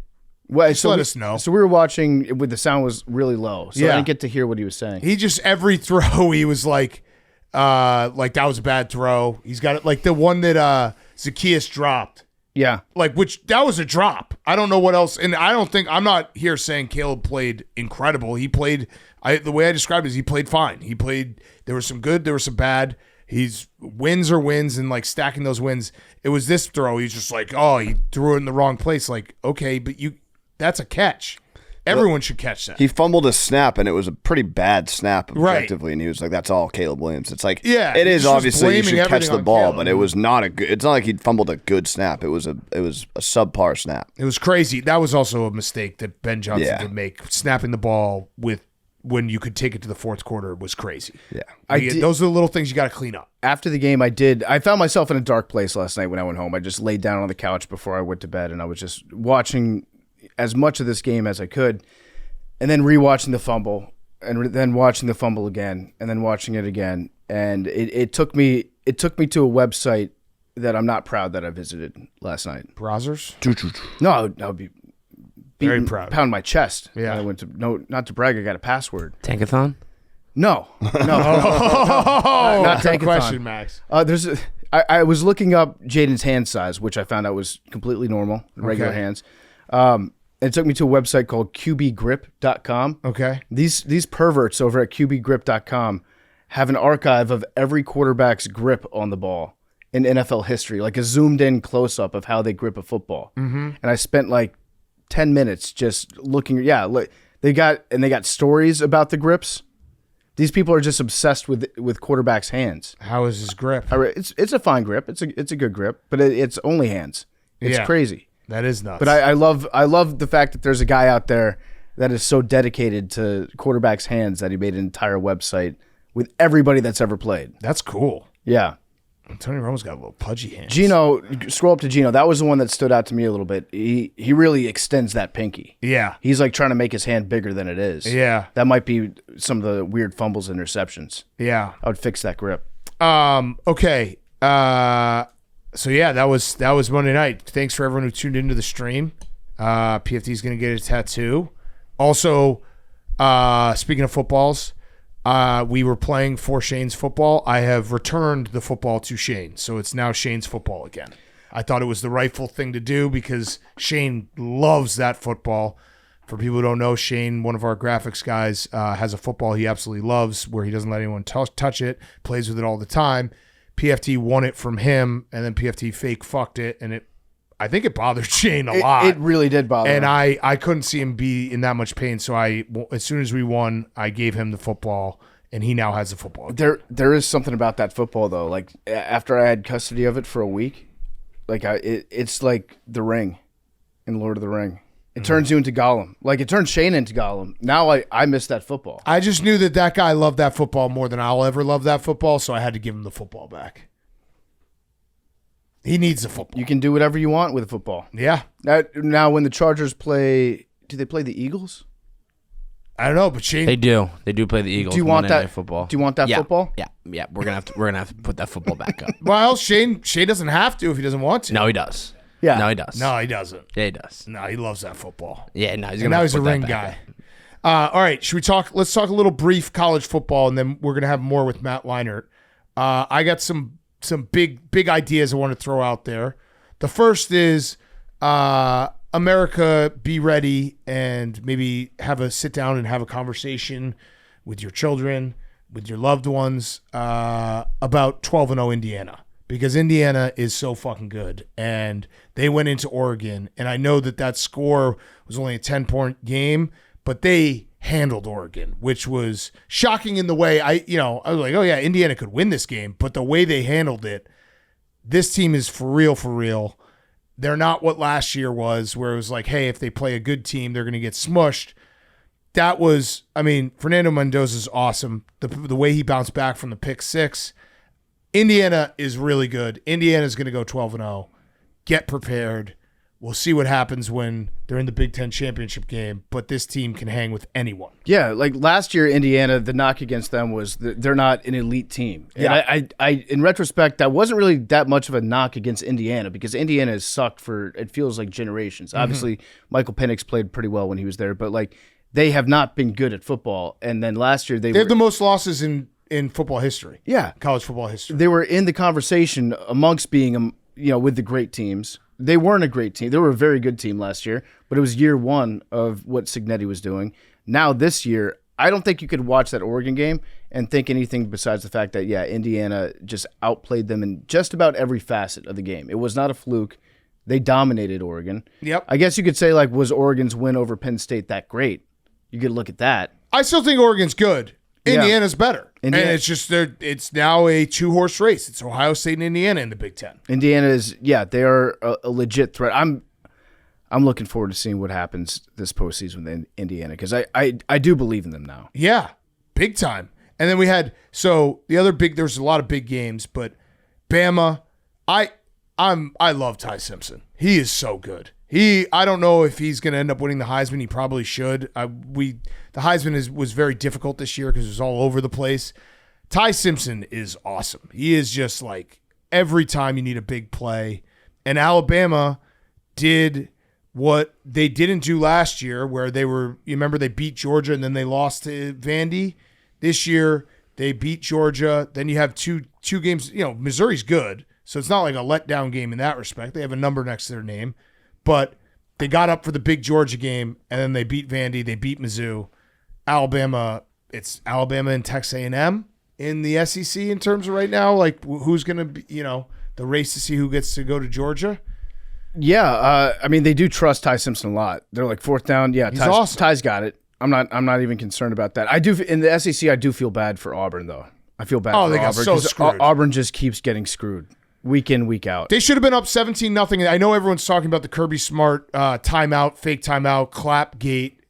It really is more about the fact that Auburn should have been up 17-0 in that game. Yeah. And that fumble was ridiculous. Yeah. And that kept Georgia in the game. It was. I do feel bad. Who knows what exactly happened with Kirby Smart, because he was saying that the safety on Auburn was clapping, and that's what he was telling the refs about. And when you watch the replay, yes, the Auburn safety was clapping. Yep. And Kirby was probably telling the refs about that. But then my question is, why did they not burn a timeout there? Why did they just say that timeout doesn't count? Right. Like that part doesn't make sense from the refs. Yeah. And did they issue a statement? I think they might have said sorry. So that now they've been apologized. Auburn leads the league in being apologized to. Yeah. Which is something that you can take some solace in. They actually should make the apologies like an official count as a win when judge who gets in the playoffs. Tiebreaker. You can turn it in. I think it should be a tiebreaker. Yeah. For sure. Hey, we collected 6 apologies. Yeah, we only have 7 wins on the season, but check out these 6 apologies. Yeah, you're in. As me and Big Cat publicly said, Ole Miss was in trouble against Yes. Washington State. We know ball. A lot of people were saying, what are you guys talking about? Big Cat pointed out, like, hey, I feel like this is a letdown spot when Ole Miss they got Georgia next week. Georgia on deck this week. Big time letdown spot for Yep. Ole Miss. I didn't think that the boys were going to follow the coach's instructions and be hydrated. Yeah. On Friday night, 11:45 kickoff. Like, that's an early game for the boys down in Oxford. So Student section sucked. me and Big Cat no ball. We know ball. Other big games. Ohio State's defense is so fucking nasty. I don't really know what else to say about that. Like, Wisconsin plays them on Saturday. I think Luke Fickell is fired, by the way, soon, and maybe McIntosh, the AD. I think they're rightfully not sending someone to be the interim head coach with Ohio State and Oregon on deck. Yeah. Which actually is a correct move, because you don't want to have like a new guy just be like, hey, here you go. The 2 toughest. Wisconsin's a dumpster fire, maybe worst program right now in Power 4. But Ohio State is awesome. Their defense is awesome. Illinois scored a touchdown in the red zone, and it was like the most shocking thing ever. Yeah. It was like, holy shit, they actually did it. Every time you get in the red zone against Ohio State, they just absolutely smush other teams. This would be Ohio State is so good. You're right. They are better than last year. They are better than they were last year. I don't see anybody beating Ohio State. I don't. It'd be a huge disappointment. Huge. For the Buckeyes if they lost the game. What about Red River? Red River. The shootout.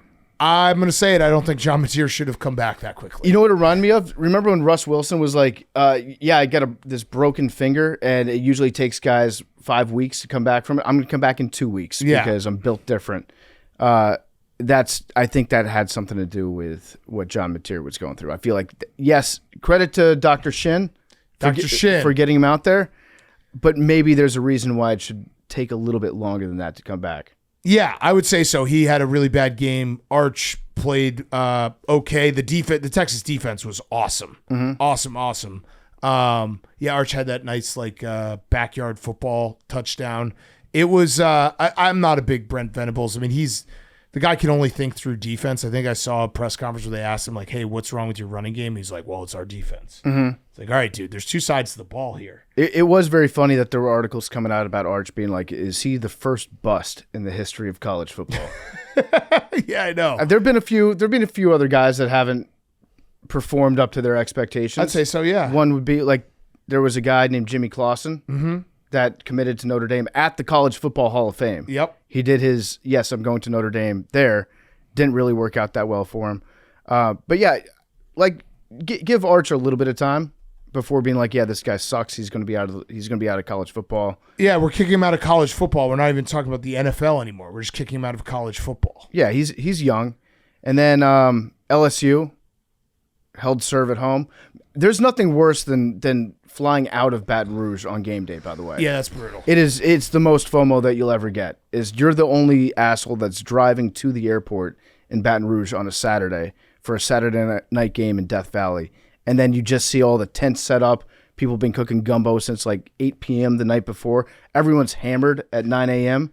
Yeah, being in an empty. I've done that a few times where we've like even done the college football show back in the day where it's like you do the show and then you get to the airport and no one's in the airport. Yep. Everyone's at the game and having a great time. Yeah, I ran into Paul Skeens and his girlfriend on Friday night, and he says hello. Oh, nice. And he is a listener of the show. It's the first time that he'd seen me without my sunglasses on. He was like, I didn't know you had such beautiful eyes, and that's a man that knows beautiful eyes. Wow. Yeah.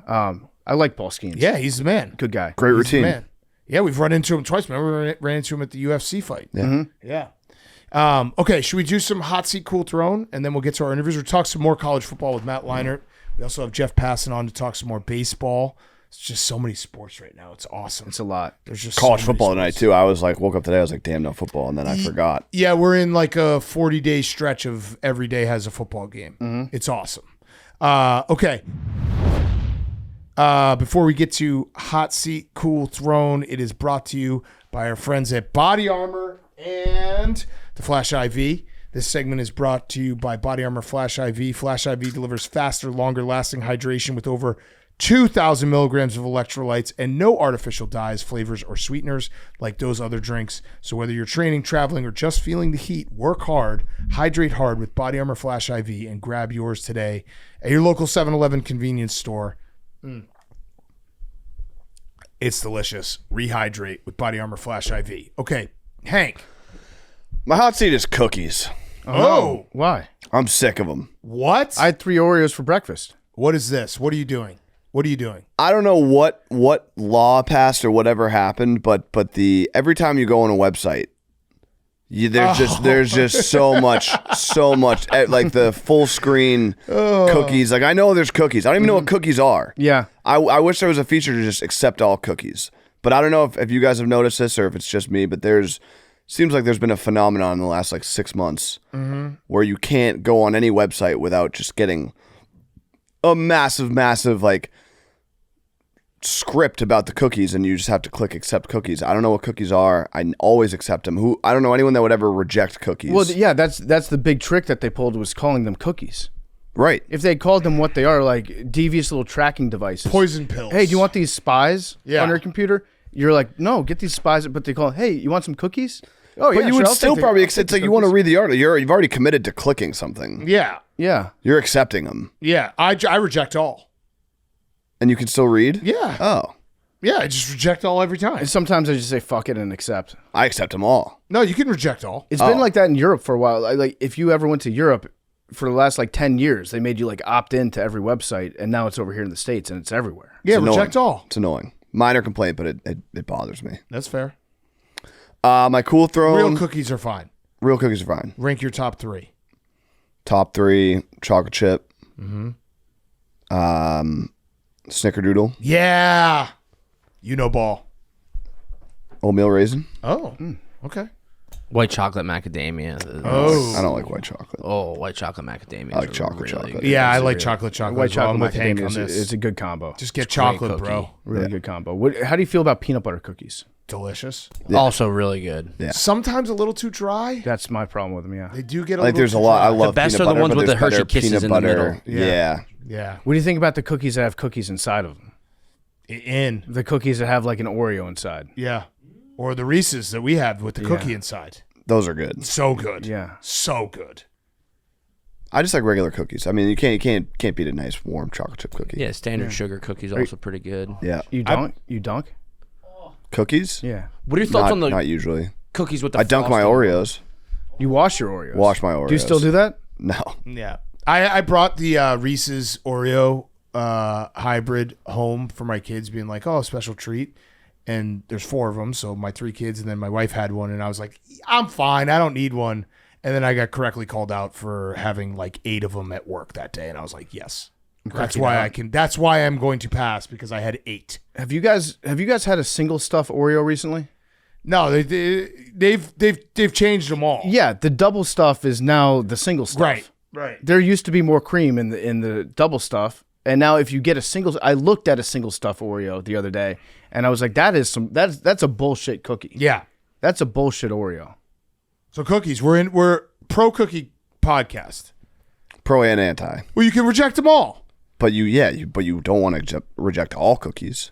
No, but I'm saying, like, do the online cookies reject all? The real life cookies eat them all? Right. So pro and anti, or anti and pro. Okay. Yeah. My cool throne. I got a couple. First one is just the NFL rigged. There was a study. UTEP did a study. Oh yeah, I had this as well. That it's statistically proven that the Chiefs, who are the highest draw in the NFL since I think it's like 2015 to 2023 in the playoffs, which is obviously the highest rating sign for the NFL, have gotten way more favorable calls in that time frame. And they did the research that did not happen with other dynasties in the past, couple decades, aka the Patriots. So it's just the Chiefs. If you felt like the NFL is rigged, it is. Jared Goff also, it crushed me. Absolutely crushed me. Wait. His press conference after. He did a press conference. Wait, can we talk about the Chiefs thing real quick? Yeah.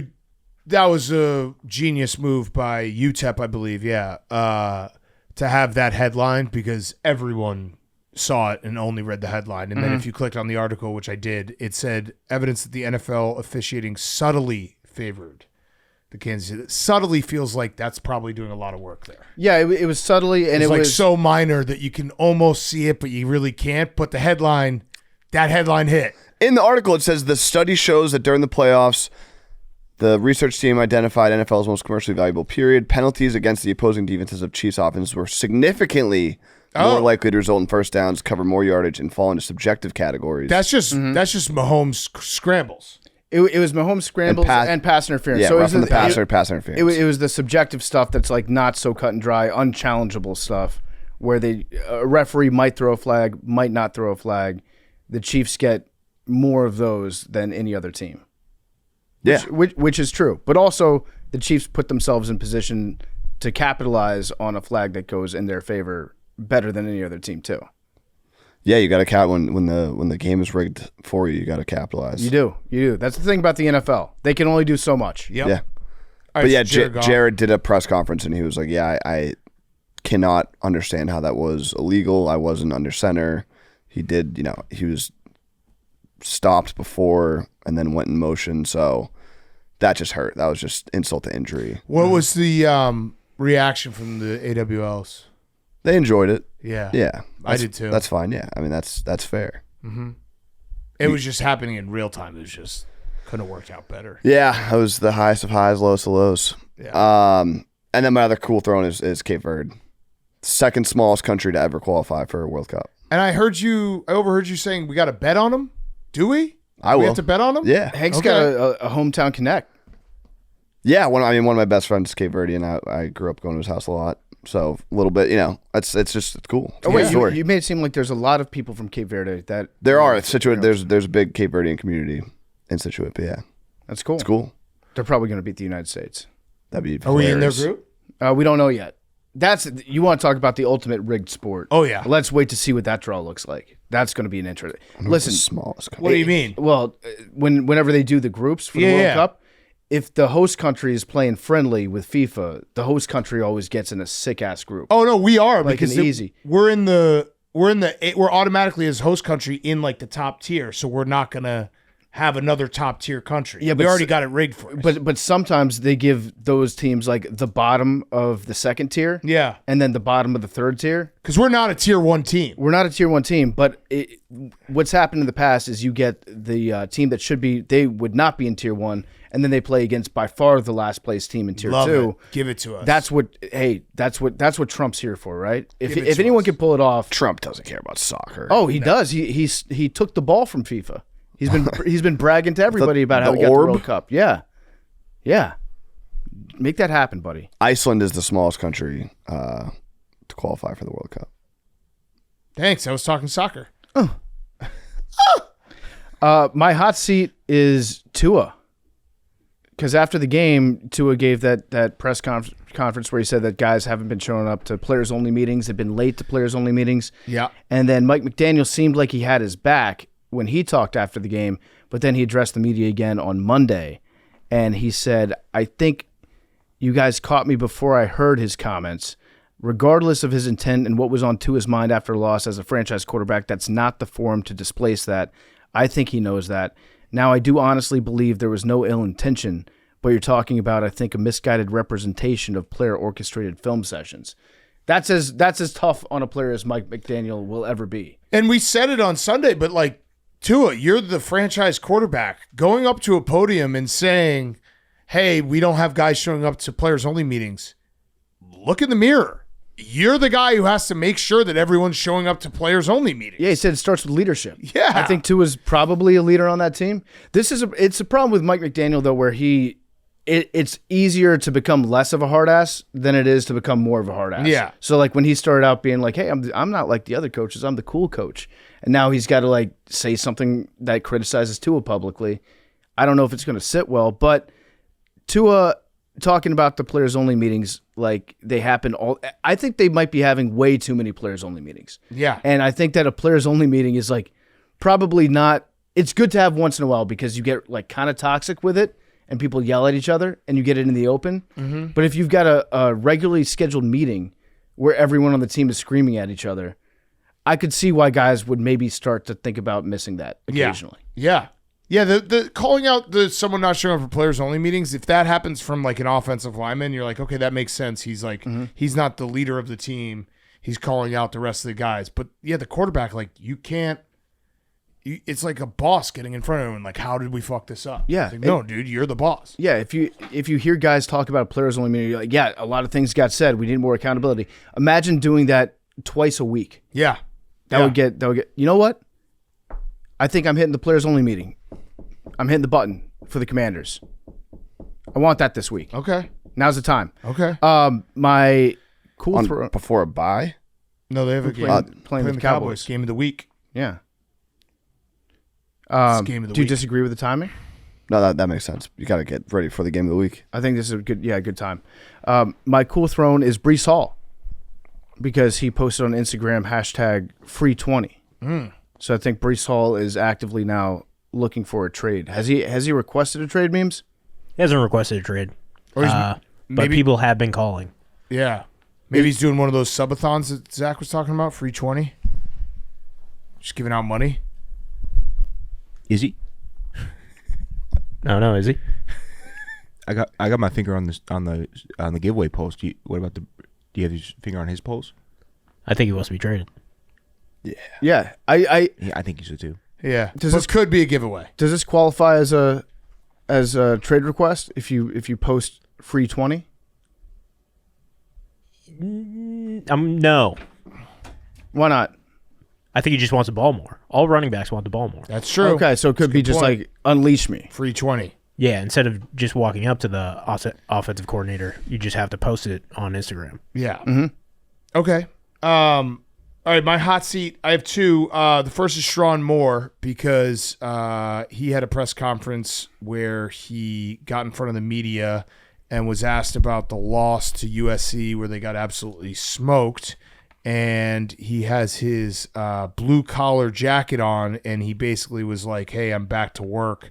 He said, the message is pretty simple. We got to go back to work. That's why I have the blue-collar jacket on. I'm going to say it.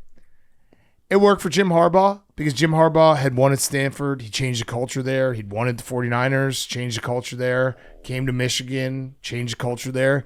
This feels like a cheap knockoff, and it's not going to work. Yeah, it worked for Harbaugh because he meant that. And Sharon Moore's just doing what Harbaugh did. Yeah, Jim Harbaugh actually believed during that week that he worked in the garage somewhere. Correct. And that he was going to bring his lunch pail. He probably did bring a lunch pail. Correct. I would like to see, you know what, if Sharon Moore is actually bringing his own lunch inside of either a pail or some sort of thermos this week and eating out of that, then I'll kind of believe it. Yep. But I think he's just wearing the blue-collar costume to a press conference. Yes. He's appropriating working man culture. Early Halloween. Yeah. My other hot seat is New York sports because we've been 5,000 days since New York has won a championship. Damn.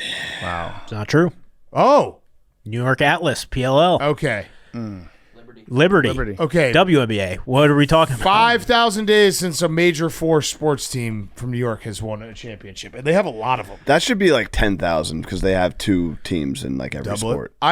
when you say don't look it up, how many years is 5,000 days? Because I can't ever conceptualize these things. 6. No. This is good. That's really 11 years? 15. 11 years. Ish. 14. 13. Okay. 13 years. That wasn't that That's a wasn't lot that of bad. years. 13 years. Wait, so who was the last one? Was it not the Yankees? Oh, maybe it's more than that. Yankees. When did the Yankees win? It was like 2009. Oh, it was the Giants. Giants. Yeah. Yeah. That's crazy that it was the Giants against the Patriots. Yeah. That's the last time that New York won it. 5,000 days. It's a freshman in college. That's 5,000 days is nuts. But it's not true because of Liberty. Because of the Liberty. Which brings me to my cool throne. We're a little late to this. Mark Davis won another title. He's an awesome owner. Let's go. Cool throne, Mark Davis. The Aces won the WNBA title. Let's go Aces. We just got the newspaper about it. Happened last Thursday. Yeah, I mean, the WNBA news doesn't hit as hard if you're not arguing about Caitlin Clark. I think it was Thursday. So, yeah. Friday. Friday. We're right there. There we go. We got it. Last Friday. Congrats to the Aces and Congrats to the Aces. their MVP. Yep. Asia Wilson. Yep. Is that right? She's the GOAT. She's actually my GOAT. Would that be back-to-back MVPs for her? I think so. She also was she the one who scored over a game winner over a married couple? You see that picture? No. Yeah, it was sick. She scored a game winner over a married couple. That's Two awesome. defenders. In the finals? Yeah, I'm pretty sure that happened. She should get their rings. Yeah, they should have to divorce. Yeah. Zach, your hot seat, cool throne. My hot seat for the week this week is political commentator and Twitch streamer Hassan Piker. More footage came out about him possibly using a shock collar to keep his dog in frame. Bad guy move. Can someone explain this story to me? Because I'm not really on. Oh yeah, there it is. Asia Wilson with the greatest of all time, man, a game winner in the WNBA finals over a married couple is insane. That's pretty crazy. Yeah. All right, so this is a double. I'm not paying attention to this story because I don't really go on political Twitter, so I don't fully know who Hassan Piker is. And 2, if you tell me there's a story about a dog getting hurt, I immediately click the button, not interested in this post. That's smart. So I have no idea. Can someone explain this to me? Yeah, so Hassan, he goes live on Twitch every day. He does like reaction videos to other videos. He got into this one debate against this other guy about Israel about like 3 months ago, where by the end of the debate, they just had like 7 windows of each other arguing built into the one window. Okay. So it looked like a mosaic from hell. He was accused of using a shock collar on his giant dog that sits behind him on the live stream. And then his dog like yelps. Like there's a video clip where his like dog's behind him. Don't like it. The dog yelped. He walks away from its bed and it was just, the worst sound. And then the dog like yelping. And then Hassan claimed to show the collar and was like, this is a vibration collar. And then people looked at it online. They're like, yeah, I think that's a vibration collar. But then some people said that it had like a tape. mode. He had tape over. He saw the backlash, came back the next stream and was like, look, it's a vibration collar. But then people zoomed in and you could see that there was tape, like black tape over where the actual like shock collar part is. So it's like allegedly. It's like a dual mode collar. And he says that it was on vibration mode, and then people say that it was on shock mode. So that's where we're at. But then there's people digging up old clips that like it looks pretty. The evidence suggests it was a shock collar. And what's the new stuff? There's just another compilation of him using it to keep the dog in frame during the live stream. Oh, that's terrible. So like the dog I guess allegedly the dog's been used as like a prop in the background to show like, hey, look at this beautifully behaved dog. Oh, fuck really that! It is a great dog. Fuck that! Dog, yeah. But that's brutal. You're just not letting the dog walk around because you want it for a prop for your fucking live stream. That's shitty. God damn it. I try because like I think there's differing opinions on the shock collar on dogs. I don't know where people land. I just know that I once tried it on Stella when she was like a puppy and she yelped so loud that I apologized to her for like 3 weeks straight and never used it again. You have tried it on Jerry though. Jerry, that's totally fair. Jerry We do that because otherwise he's just gonna be singing chestnuts. Jerry needs it. But yeah, I it's not for me. Like I was like, oh, I'll give it a try because we need to try to train her. Wasn't for me. I can't stand the sound of a dog yelping in pain. Yeah. Shot callers are it would break my heart if I shocked Blake and he like yelled in pain and then looked at me like, why did you do that? Why is this happening? That's what happened. I bought like the lowest version of it that was like, this one's the most safe for dogs, and even that I was like, I can't do this. Yeah. Okay, so he's a shithead. Cool throw? My cool throw this week is former Tampa Bay Buccaneer Shiloh Sanders. He went to the previous Browns-Steelers game in Pittsburgh and pretended to be Shador, and it worked on many Steelers fans. That's awesome. He did the jersey with the Shador has the brand, the legendary brand. He went the legendary chain, the Shador jersey, and he was even like roaming the stadium during the game, and people were like, "Oh my goodness, great to see you!" But he's like out by the concessions. It's like, I don't know how you would think that he would be here right now, but he fooled quite a lot of people, Browns and Steelers fans included. Yeah, that's cool. It would not be the most shocking thing in the world if Shador was standing, like walking on the concourse. Yeah. I can think of like, yeah, it'd be weird, but I'd be like, okay, yeah, I guess Shador's up to it again. Also, I mean, is it kind of cheating? Like, yeah, no duh, you look like your brother. Yeah. But Shiloh's way smaller, right? Yeah. Yes. Otherwise, he'd be in the league. Yeah. All right, good hot seat, cool throwing, everyone. Let's get to our interviews. We've got Jeff Passan talking baseball, then Matt Leinart talking a little more college football. Okay, before we get to Jeff Passan, Twisted Tea. Twisted Tea is a refreshing hard iced tea made with real brewed tea and 5% alcohol. Twisted Tea is the perfect alcohol/beverage to keep the good times going all season long. Whether you're hanging out at a friend's house, catching a game at the stadium or at the bar, or just seeing where the days take you, Twisted Tea is there to turn your day up a notch and make a good time a great time. We love Twisted Tea. We were drinking some on Monday night while we were watching the Bears versus Commanders. I was drinking some on Saturday, going to the Cubs game.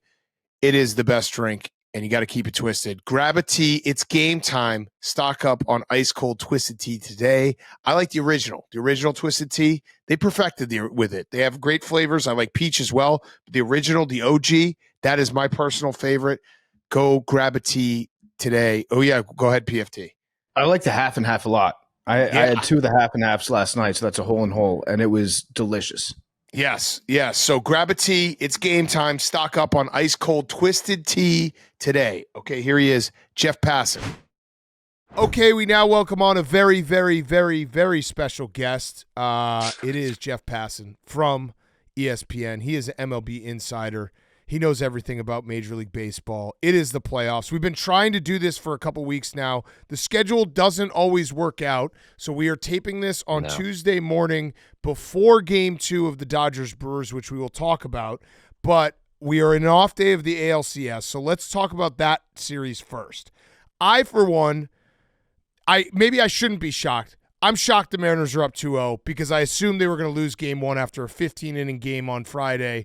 How have the Mariners done this? Like, can you explain to us the Mariners team building philosophy? How are they here where they're now 2 games away from the World Series first ever in franchise history, and they have 3 games at home? Big Cat, I think the reason that you didn't believe the Mariners could do it is because they have spent 49 years sucking. Yeah. Like they have been nothing but a disappointment for a half century for their fans. And you just said it right there. They're the only team in Major League Baseball right now, of the 30 teams, to have never even made a World Series.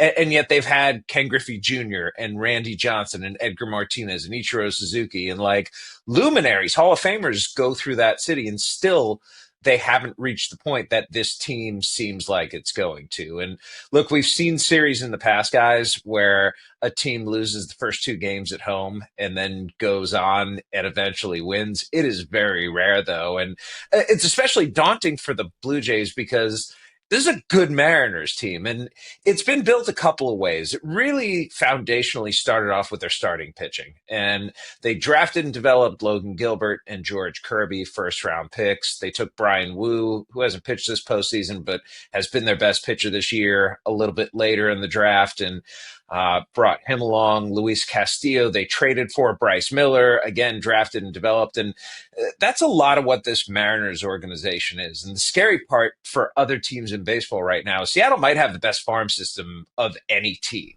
So they have this staff of pitchers that is really, really good in an era where most teams don't have enough starting pitching.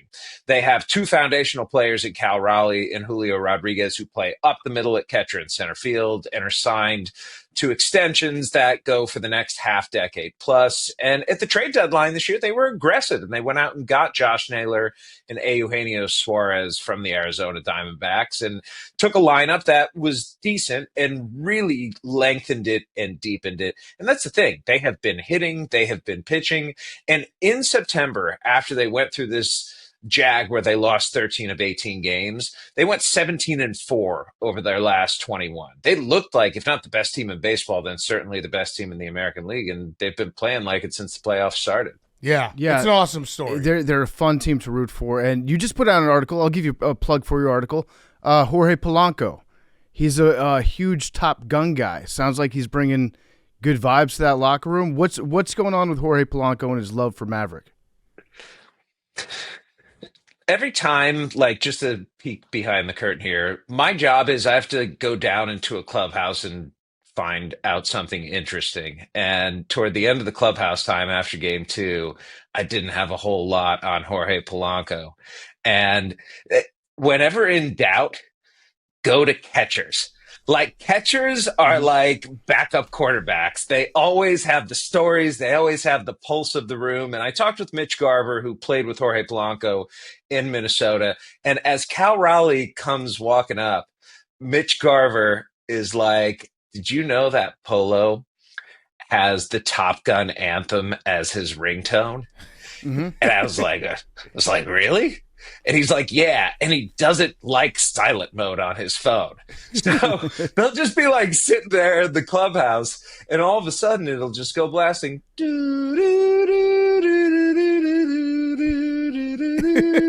Like, it'll just be like that. And they're like, Polo, what the fuck, man?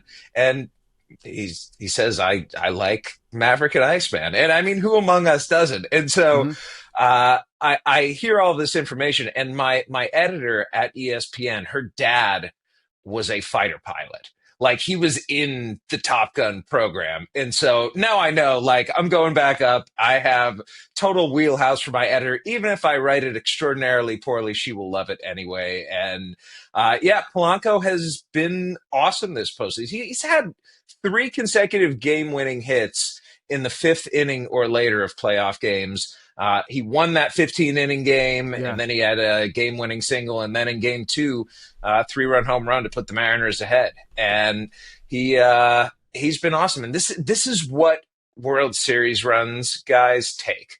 It takes a middle infielder who nobody thinks is going to be the hero just going and having like the week or 2 of his life. And then you just hope alongside that your pitching works and, you know, a superstar shows up. And Julio Rodriguez hitting a 3-run homer in the first. Cal Raleigh's been awesome all playoffs. Like, there's a formula here, and the Mariners are following it. Yeah. When it comes to teams of destiny this playoffs, I do feel like the Mariners are fitting that bill perfectly. They've had a lot of stuff that's happened that's made you stop and be like, something is going on in Seattle right now. We should pay attention to it.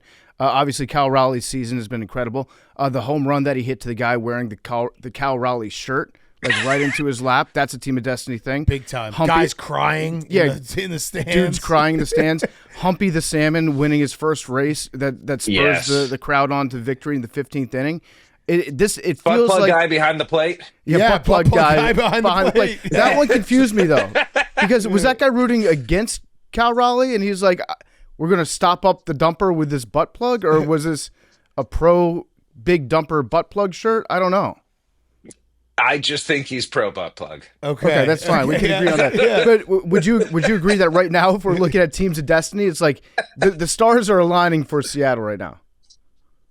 For sure. And I think it's beyond team of destiny. I think they're just better than the Blue Jays at this point, frankly. But, Toronto fans, I think before games 1 and 2 would have argued that, hey, this is our team of destiny. We haven't been to the World Series since we won back-to-back in 1992 and 93. We signed Vladimir Guerrero Jr. to this $500 million contract in the offseason, and we went and beat the Yankees, and like this is our time. And hell, over in the National League, like the Milwaukee Brewers, another team that's never won a World Series before, that had the most wins in all of baseball this season. Everyone wants to be the team of destiny, do they not? And there's like one team, like the Dodgers just can't. They are exempt from ever being the team of destiny. So it almost feels like anybody at this point who beats the Dodgers fits that bill. That's absolutely true. So I want to link the two series here, and this is just a thought I had that you might be like, you're so stupid, this makes no sense. But you obviously talk to these guys, you're in the clubhouse. Is there anything to be said? The Blue Jays beat the Yankees, their rival. You could see the energy that Vlad had in that series. You could see how much they hated the Yankees. Kind of like the Brewers beating the Cubs, where it's like they're putting up the L flag after. Is there anything to be said when these teams beat their division rivals, and you can't have a letdown in the playoffs, but there does feel like the Blue Jays came out a little bit flat against the Mariners when they should have had the advantage, especially in Game 1, because they put so much energy into beating this team that they hate so much?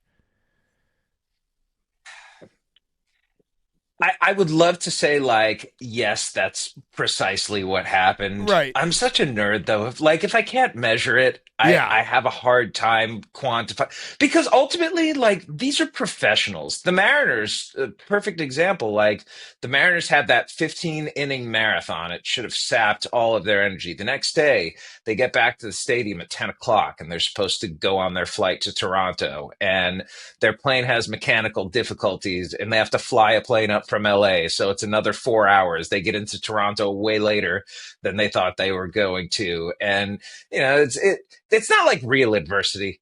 Can we acknowledge that professional sports adversity and coaches who are talking about adversity is never actual adversity? No, James Franklin, when he had to take that flight, he had to drive to the other airport. That screwed up their whole season. Yeah. This stuff does matter. Absolutely. Thanks. You can't let it. We have to talk about this stuff, because otherwise we don't have the analytical nerd side of our brains. So like we have to talk about. Yeah. Hey, actually, the Blue Jays drank too much after they beat the Yankees. That's why they're losing to the Mariners. The Blue Jays did drink a lot after they beat the Yankees. I was in the middle of that, and it was a good party. Can I ask you guys a question? Do baseball players celebrate too much? Okay, so my take on it is that every team should be allowed to celebrate except for the Yankees. It's beneath the Yankees' tradition and honor. Okay. And it's undignified for the Yankees to celebrate like a wild card series win. But everybody else, I don't really care. I think that's fair. I think that when you're looking at professional athletes who are somewhere between the age of like 23 and 35, they probably don't get the 2-day hangover that a guy like me might get if I go out there and get hammered. So I think by the time the next series starts, it's pretty much out of their system. So I'm okay with it. I'm a big believer in celebrate everything. I know people get upset about it, but it's like the baseball season is so long. You have to celebrate the ride. You don't know where your next celebration is going to be. Would I wish, it happened to the Cubs, and I think they might have drank too much on that Thursday after they beat the Padres. Then they had to play Saturday at 1 o'clock. So I celebrate everything. Maybe sometimes sneak in a couple like non-alcoholic beers. And just be like, hey, guys, let's pour the champagne. Let's not drink the champagne. But I'm a celebrate everything guy. I do celebrate everything. Yeah. And it's fun being in there just to see people at like their most primal level of idiocy. Yeah. Like under no other circumstances is Vladimir Guerrero Jr. just going to go, nah, Yankees lose? Yeah. Like, you gotta be a little fucked up to do that. Yeah. And the fact that that baseball celebrations bring that out of guys, I am all for it. Yeah. All right. Gonna plug another article by you, Jeff, because you're great at writing. You had an article on Monday where you basically have set the stage. The Brewers-Dodgers series, which, again, we're taping this Tuesday morning, so we don't know. Maybe the Brewers have tied it 1-1. you have set the stage that this is not just the Brewers versus the Dodgers. This is the future of baseball as we know it in a proxy war, because whoever ends up winning this series, the other side will use this when the MLB goes to a lockout and fights for a salary cap, and they'll either say, well, yeah, you can build a championship roster with no money like the Brewers, or the Dodgers are unfair and they essentially spend so much money no one can compete. I read the article and I was like, I read the premise. I was like, there's no way this is true. And then you laid out the facts. You're like, it might not be right, but this is what's going to happen. So did people respond to you from MLB being like, you're right, like we're gonna use this, like we're watching this closely? Everybody pushed back on the premise, actually, saying that it was too simple, which made me think actually it's kind of spot on. And here's the thing. I think the important part of this is to separate what happens privately with what happens publicly, and to figure out where ultimately they intersect. So what's happening privately in any collective bargaining negotiation is that the sides, it's very simple. They trade ideas, right? So we're going to offer you this. You're going to say yes or no. You're going to come back and offer, and then we're going to wind up meeting somewhere in the middle. But it's all the stuff that happens publicly, I think, that informs their positions on that. What I mean by that is you guys are in Chicago, so it's a big market. In Los Angeles, the Dodgers fans, or in New York, Yankees and Mets fans, like big markets, they have it pretty good. They have a lot of money. Even if the Cubs aren't spending what you think they should, it's better than most. But it's the people in Pittsburgh and people in Cleveland and people in Kansas City where I live, and people, in those smaller markets that look at the state of Major League Baseball right now and ask themselves, can our guys compete? Like, even if they are extraordinarily good at what they do, like the Milwaukee Brewers front offices, can they compete in a sport where the Los Angeles Dodgers right now have a $500 million payroll and the Brewers are having $120, $125 million? Like, is it fair? Is it right to have one team that has 4 times as big a salary as others, or does the sport need a salary cap?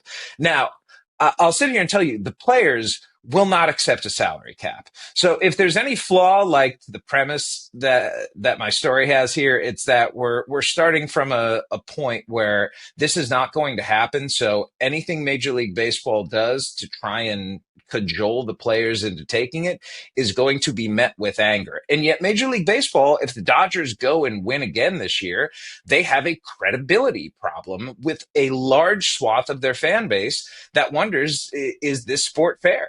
And it's tough. It's tough for the league to deal with right now. Now, I don't think that the answer is necessarily a salary cap. I don't think that going and limiting what players can make, what players have earned, what players can get out on an open market is some sort of like a panacea to the problem. We've seen in other leagues salary caps be implemented, and the Chiefs have won 3 Super Bowls in the last 6 years. The Patriots won 7 Super Bowls. There was a dynasty with the Warriors and the Heat in the NBA. In the NHL, you've seen the Panthers win back-to-back. You've seen the Lightning go and win. And it all depends, really, I think, on what you want out of your sport. If you want your team to have as fair of a shot as possible, what is the right economic system to project that forward? And I think there's an answer somewhere in between that doesn't include a salary cap. But if the Brewers go and win this year, can't you, if you're the Players Association, make the argument that if you can win on $125 million, then you're doing something right, and it's something that can be replicated. Right. Like, there is a way to do this without Armageddon, and baseball, I fear is headed toward that right now because the sides are so entrenched in their position, and there's really a difficult way to find like that middle, that happy medium, that compromise that I was talking about earlier that would allow them to play. Yeah, I'm sorry, that was very long-winded, but this is so complicated. Yeah. It's going to be the defining story of baseball next year. So hopefully people understand that this is going to be a big deal. No, it is very interesting. And then I've heard the idea of the salary cap floor thrown out there a few times. I don't know if that's something that the owners have said, like, hey, yeah, if you accept the cap, then maybe we can do a floor, or if any player is like open to that sort of negotiation, or is just the idea of the salary cap that's a non-starter off the table. Caps and floors come in tandem. You cannot have a floor unless you have a cap. And a floor, frankly, would solve a lot of the problems, I think, right now. It would force the Pittsburgh Pirates to go out and spend money and put a fucking team around Paul Skeens. That doesn't exist right now. Right. You know, the Pirates are a few bats away from being a contender. And I'm just not sure I have faith in Bob Nutting that he's going to go out and spend the money. And so the problem with the floor is that it always comes with the cap, and because players are just fundamentally opposed to the cap, then the floor can't get put into place. But it's interesting. There are some big league players who are tired of all of the fighting with labor and think that a cap would solve a lot of things and that they would get a larger share of the money that's out there. But as we have seen in all of the other leagues, here's the way a salary cap works. You are given what's essentially a special introductory rate, like it's a credit card. Like, hey, at the beginning, we are going to give you 55% of sport-related revenue. After that, every negotiation is essentially a negotiation against that number, right? Mm-hmm. So the next time maybe it's 53 and the next time it's 51 and you have no other way to go because it's never going up. So you know that first time through is going to be the best that you get. Yeah. All right. So as for the actual series, the Dodgers and Brewers, can the Brewers win this series? I don't know. You obviously probably were watching that Sal Frelick. The Brewers lost game 1. The Sal Frelick double play was one of the wildest plays I've ever seen, and it happened in a high stakes moment in the playoffs. Do you remember a play like that? I mean, it was insane. No, nothing at all like that. It was a fly ball hit 400 plus feet to center field that wound up with a double play.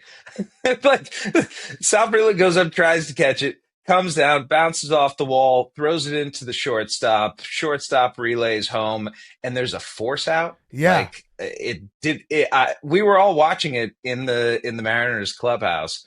Cal Raleigh was looking up at the screen. He's like, I've never seen that before. Yeah, and it's true. Like none of us ever had a totally ridiculous play. To answer your first question, though.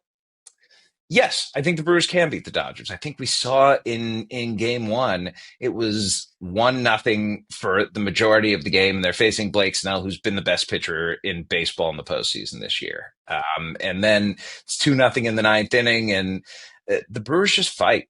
They are so scrappy and just so good at putting the ball in play and making the defense do things. And they scratch a run across, and Blake Trinan comes in, and Bryce Schrank chases the fastball high out of the zone. Like, that happens. But it was a really good, really competitive baseball game between two really good teams. It's just the Dodgers have been there. They've done this. They're unbelievably talented, and they are the new Yankees.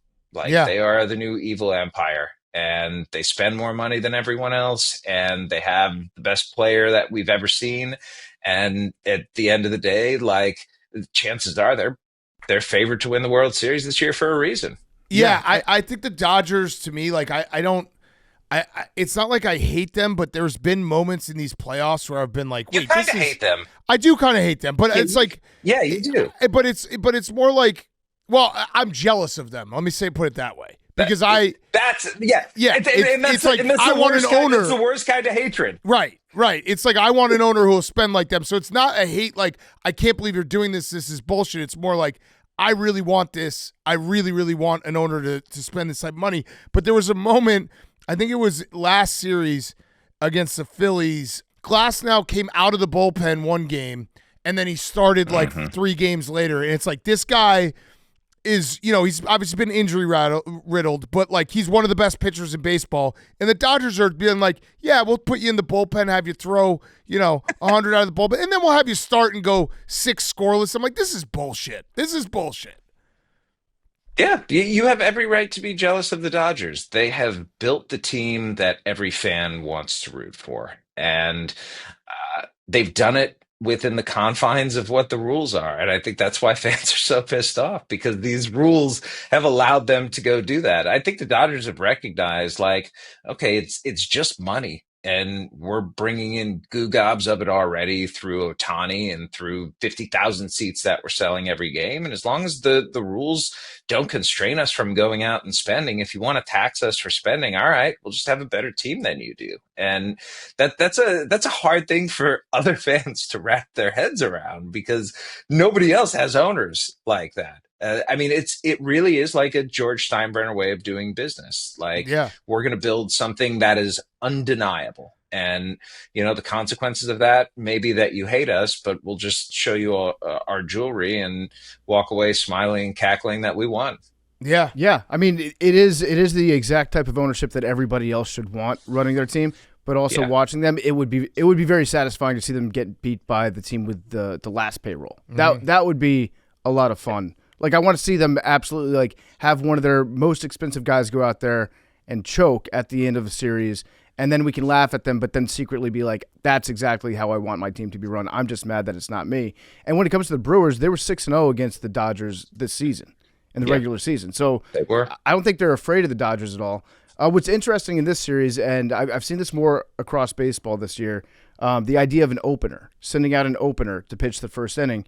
And after I thought about it more and looked into the analytics behind why you would use an opener, it makes all the sense in the world to me. Why don't more teams use an opener? It's the only time in the game where you can control which batters your best pitchers are going to be pitching against. And it's, 1, 2, 3, their best batters. Yeah, that's and you get top of the order. You get to match it up perfectly. Why don't more teams use openers?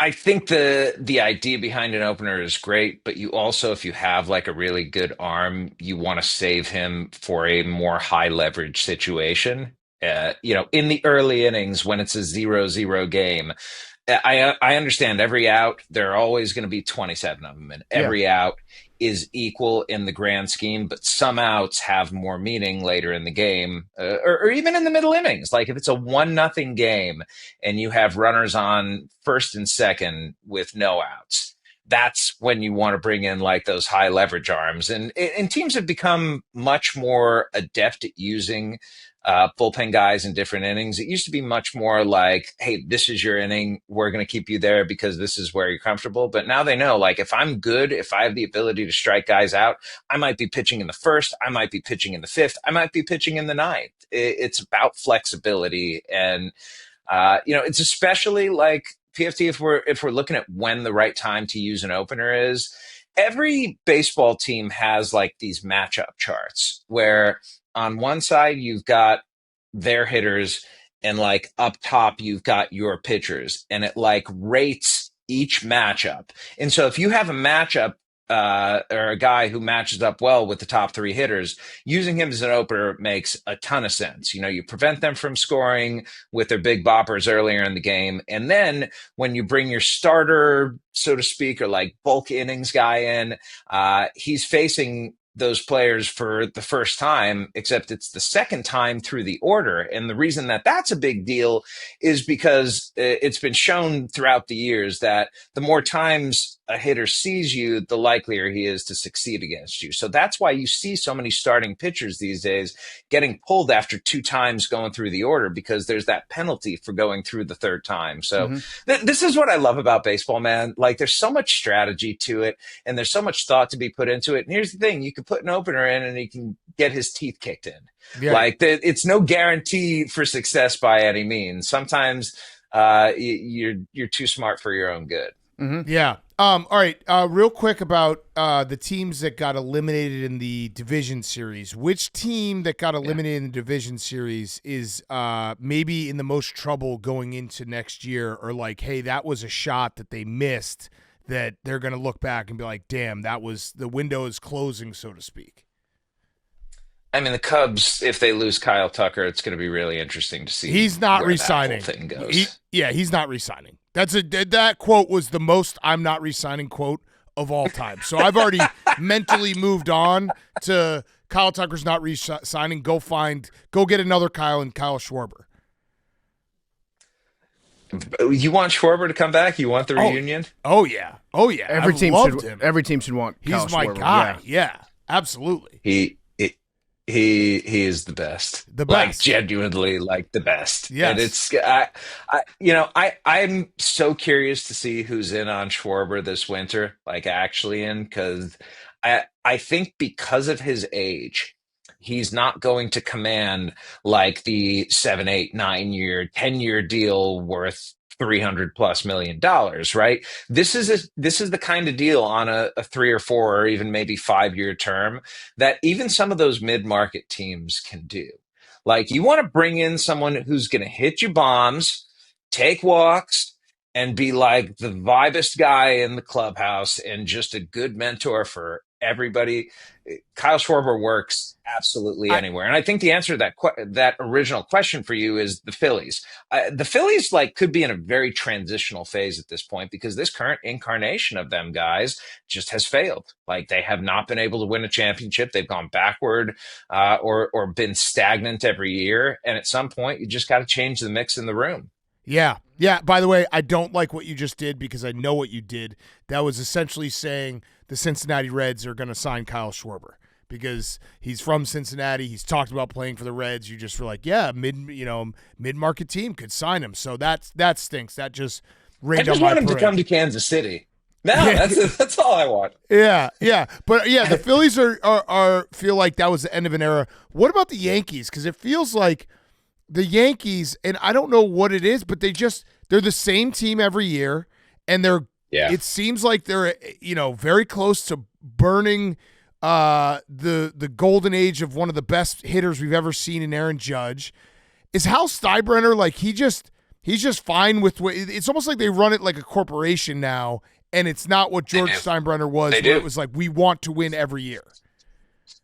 It's such an interesting thing to see because George Steinbrenner created this ideal of the Yankees. Like, the Yankees, because of their championships, they had the history, they had the pedigree, but George Steinbrenner branded it. He made winning in the Yankees synonymous in the same way that Jerry Jones tries or tried to do with the Cowboys. And I think there are a lot of parallels actually with the Cowboys and the Yankees, organizations that have gotten so enormously big and set such unrealistic expectations that now you have a transition in ownership from George Steinbrenner to Hal Steinbrenner, and he does run it like a business. He does run it like a Fortune 500 company, and you have your P&Ls, and none of it has to do with going out and doing absolutely everything you can to win. He still has a very healthy payroll. Like, the Yankees are not the little sisters of the poor by any means. They go out and they spend every year, and they spend among the top 5 teams every year. But is that enough? Not when it's been a decade and a half since you've won a championship. And for other organizations and other franchises, it would be like, okay, yeah, well, 15 years drought, whatever. For the Yankees, it's like they are like addicts who are fiending so bad right now, and just bad, as a fan of the Yankees right now, there has to be some cognitive dissonance because you root for this team that all they've done is win. And now suddenly they're not only are they not winning, but they're not the biggest, baddest team in town anymore. That's the Dodgers. They're not even the biggest, baddest team in their city when it comes to financially. Like, the Mets are in a far better position right now than the Yankees are, just in terms of willingness to spend. So I can understand the frustration from Yankees fans when you've been taught and conditioned to think that championships are the only thing that matter. And then you have ownership that goes out there and doesn't fulfill that compact that you as a fan thought you had with the organization. It's a shock to the system, and they're still trying to figure out how do we take this team that has stagnated for so long and take it over the top. Yeah, like a victim of their own success. And with the Mets across town, obviously didn't make the postseason this year. Where would you put this on the Mount Rushmore of Mets collapses? I mean, they have such great history of just awful things happening, like that entire franchise. It's like growing up in Cleveland. you fundamentally understand what it feels like to witness sports failure. And so it's like I'm looking at the Mets from afar, and I was like, I know that. Like, I've seen that before. And with the Mets, this is right up there. I mean, they had the best record in baseball at one point, and not an insignificant amount of time into the season either. This was like 70 games into the season.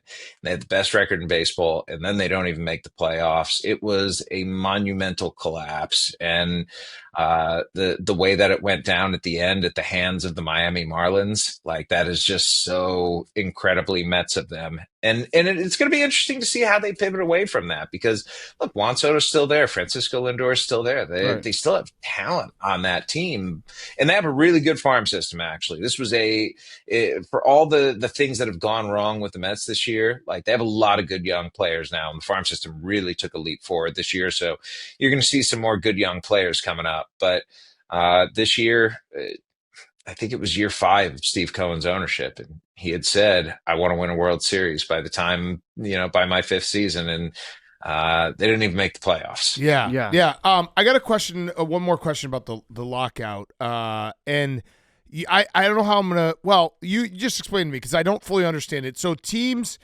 in free agency this offseason, I expect my owner, Tom Ricketts, to basically be like, I'm not spending because I'm worried about the lockout. I assume there's going to be a lot of owners that are going to do the same thing. How does it work? Like, what are they nervous about? That we lock out and that there is a salary cap? Like, are they nervous about, I would assume they don't have to pay them if they lock them out. So when they feed us this bullshit, what are they trying to skirt around? Around the reality that they might be shutting down their businesses for the 2027 season. So MLB owners particularly want a salary cap. And why do they want a salary cap? It's under the guise of competitive balance, right? If everyone has the same ceiling, then it's just fair at that point. Like, let's go skill versus skill. Let's see how good your front office is. Let's see how good your team building is. But the reality is, like, competitive balance doesn't come from a fixed amount of money that can be spent. The real reason that they want a salary cap in place is because when you look at the franchise values in other sports, they have been rocketing up, in recent years, and Major League Baseball's franchise values have been relatively stagnant. And that's an area where if you have a fixed amount of payroll, then you understand what your budget is, and you understand what's going in and out. And at the end, because of that like security, because of that knowledge, people are going to be willing to pay more for the franchises. They know that they're not going to have to necessarily go out and compete with Steve Cohen giving Juan Soto $765 million. So there's that. And this is a time where the league thinks that the players are vulnerable, and they're willing to get into this fight where, when the collective bargaining agreement expires, if there is no new deal in place, owners essentially lock players out, say you cannot report to work. And then it just becomes a staring contest. And if it goes on for too long and they cannot find any place where they come together on an agreement, then games start getting canceled. And once games start getting canceled, money stops coming in. You don't have ticket sales. You don't have television revenue. You don't have any of that stuff. And so you need to have a stockpile of cash to withstand that. And the staring contest at that point becomes who is worse off for not playing games and not having this enormous, $13 billion economy every year churning. Are the players going to fold first and say, I'm in the prime of my career, I only have a finite number of earning years, I'm going to go back because I feel like it's right for me right now? Or is it the owners who blink by saying, we have these businesses that have been doing extraordinarily well, what the hell are we doing shutting them down in pursuit of something that they were never going to agree to in the first place? Right. And that to me is like the most frustrating part of this whole thing. We know the answer from the players is going to be no. We just know that. And when that knowledge is in place, if you're the owner saying, we're going to say this is what we're doing anyway? Like, do you really believe that you're in that strong of a position where you can take this group of 1,200 people who are so like thick-headed and so devoted to what they do that they became professional athletes, like beyond all of the physical talent that they have, guys? Do you know how hard it is mentally to be a professional athlete and how inherently stubborn you have to be? Okay, and so let's go in against these 1,200 incredibly stubborn men and tell them this is what you're going to have. Good luck. Like, that is not going to work out great. And ultimately, I think beyond the owners, beyond the players, the fans are the ones who suffer. Yeah. Baseball's good right now. Like, I'm really happy as somebody who loves the sport, the place that baseball is in right now. I think the pitch clock has been incredible for the game. I think that like the best. And I think that when there are automated balls and strikes next year and you can get rid of these shitty calls by the umpires, that's going to be great too. I think you've got interesting teams and interesting players in stars, and in the Dodgers, you now have a villain. Like, there's this whole universe in baseball right now, and it's a good story and it's good entertainment. And to throw that away because you want your franchise values to be a little bit higher, to throw that away because you want to try and brute force players to do something that for a half century they have resisted.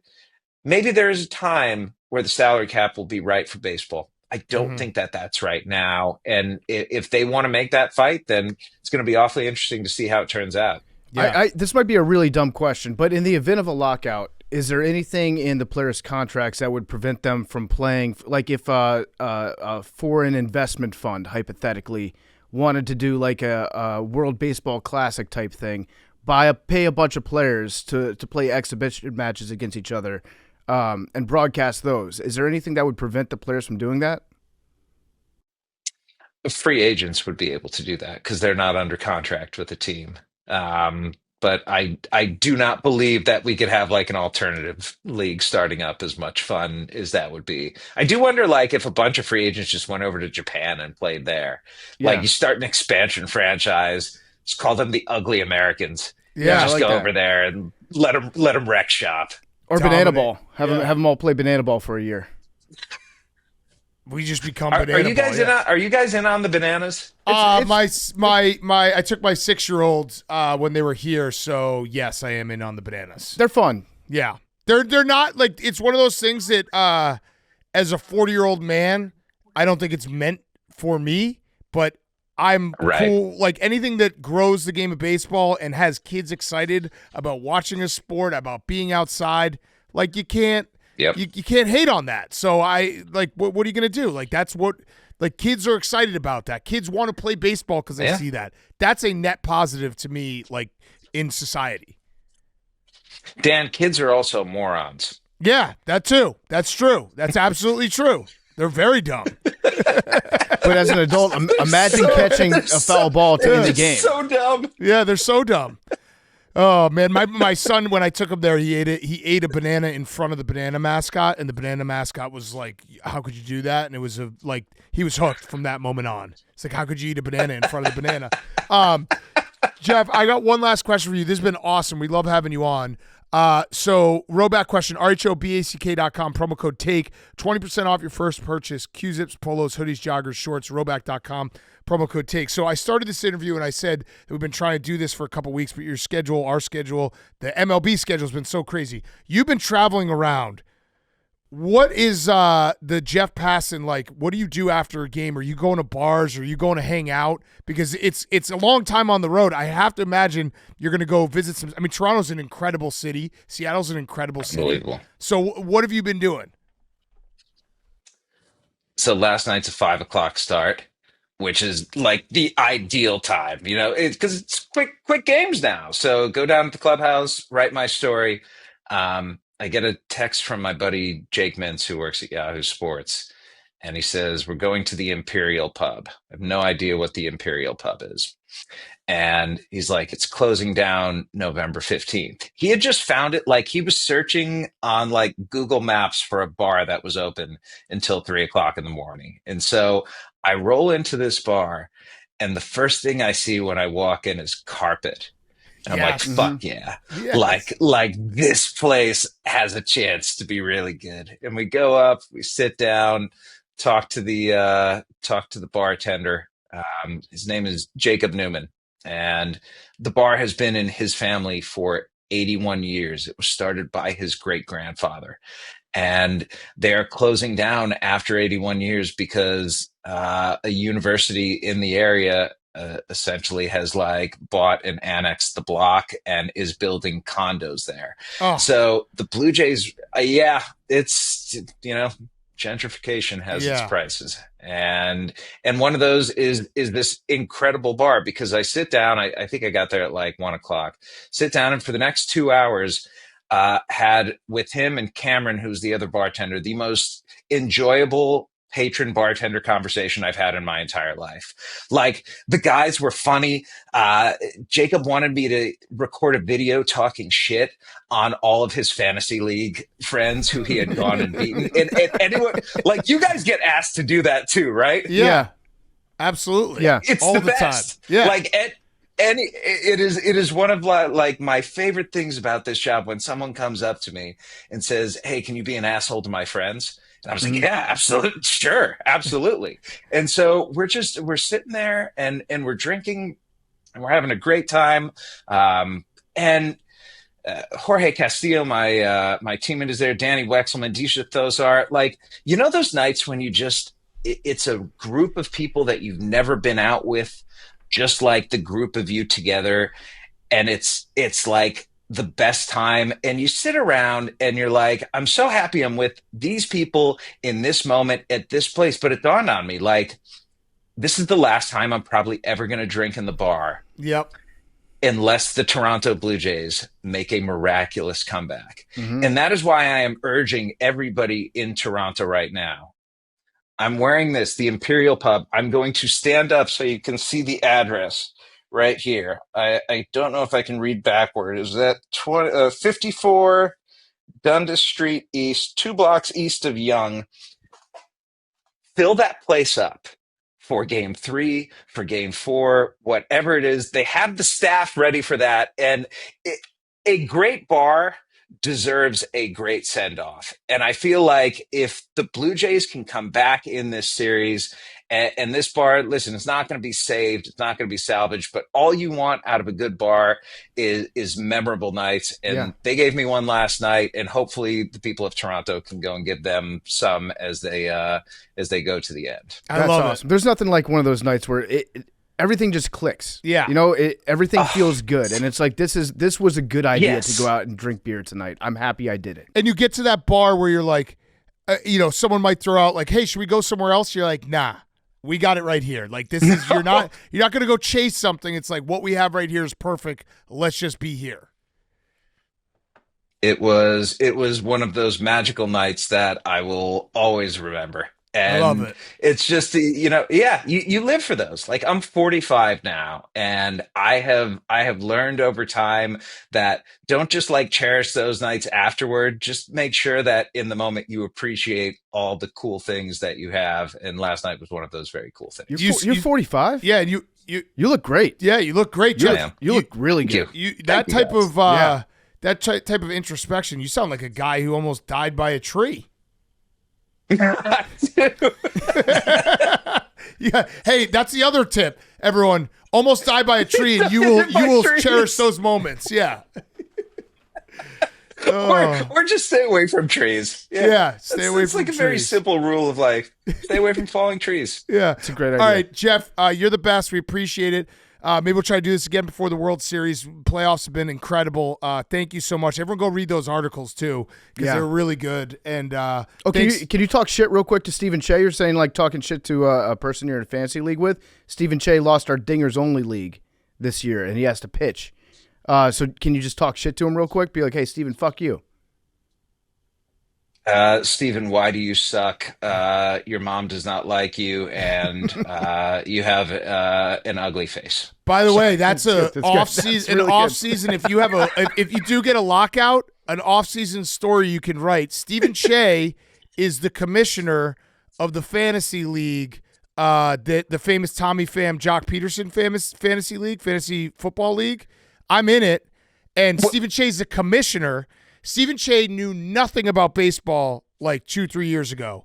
And he now is like enacting rules on like Manny Machado and Mike Trout and like dropping the hammer on these guys. So maybe that's an off season. If there's a lockout, you can do like a whole. I'm just hold on. I'm more of like you're in the slap league. Yeah, I'm in the slap league. Dave was in it, so they kicked Tommy Pham out. Dave was in it for a year. Dave hated doing it, and so I took his place. So I'm in the slap league. But the craziest part is that Stephen Che, this nerd who's literally didn't even know what baseball was 6 months ago, is basically telling like, hey, Mike Trout, you can't do that waiver pickup.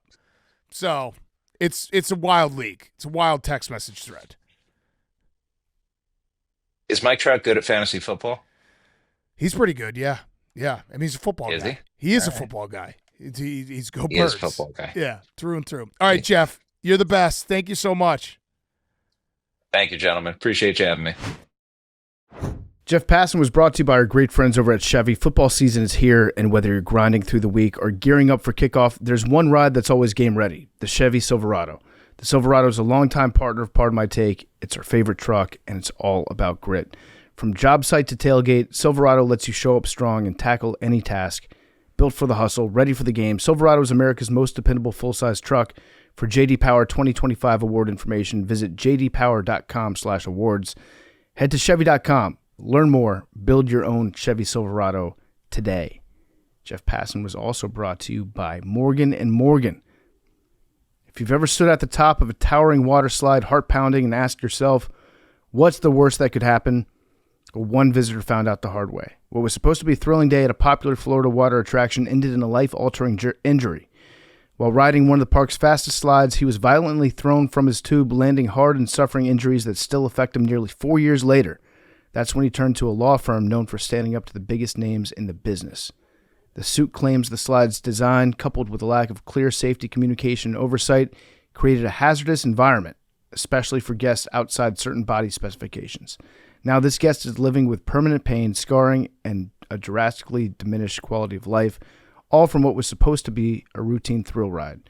Because when safety isn't the top priority, fun can turn into something else entirely. Morgan & Morgan is America's injury law firm. They're the largest injury law firm with over $25 billion recovered.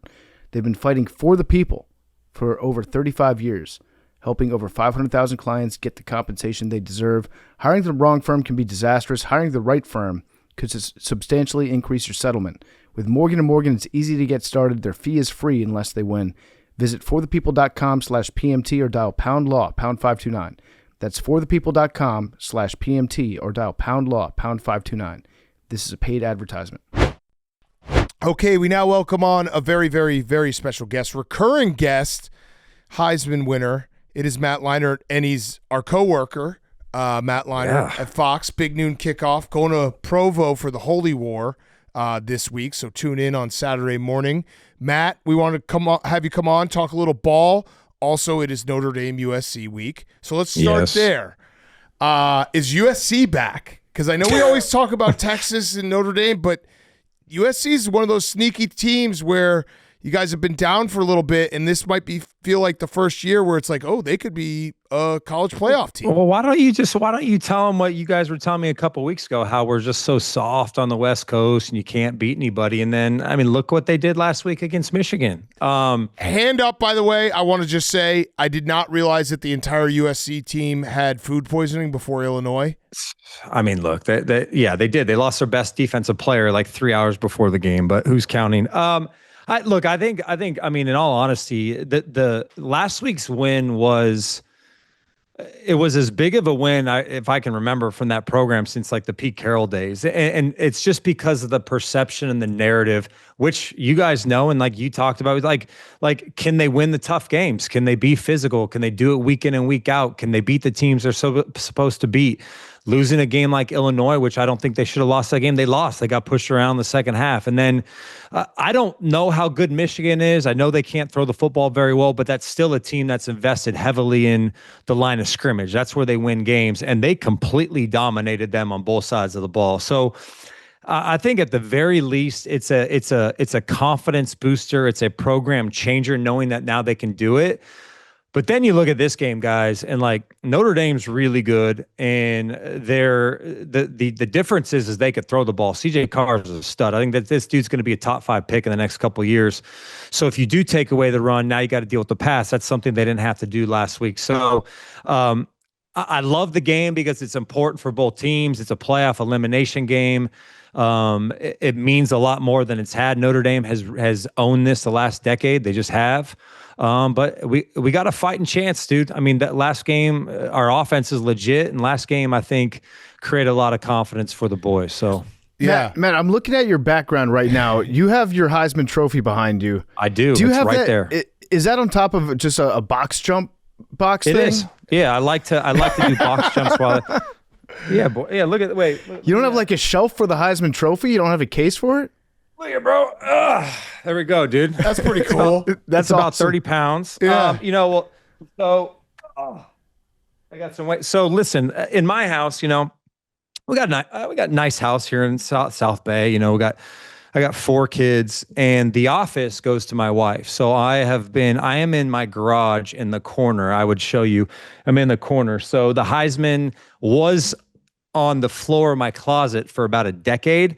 And I finally realized, well, shit, dude, I'm doing a pod now. I'm doing all this stuff. I might as well throw it in the back. I might as well throw it next to Kobe and some of the other stuff. It's a nice flex. That's a great look. It's Thank you, guys. This whole thing, my Heisman Trophy. Yeah, I mean, it's just little thing here. Did Reggie ever go over to your place and it was just like in your closet on the ground? He's like, come on, man.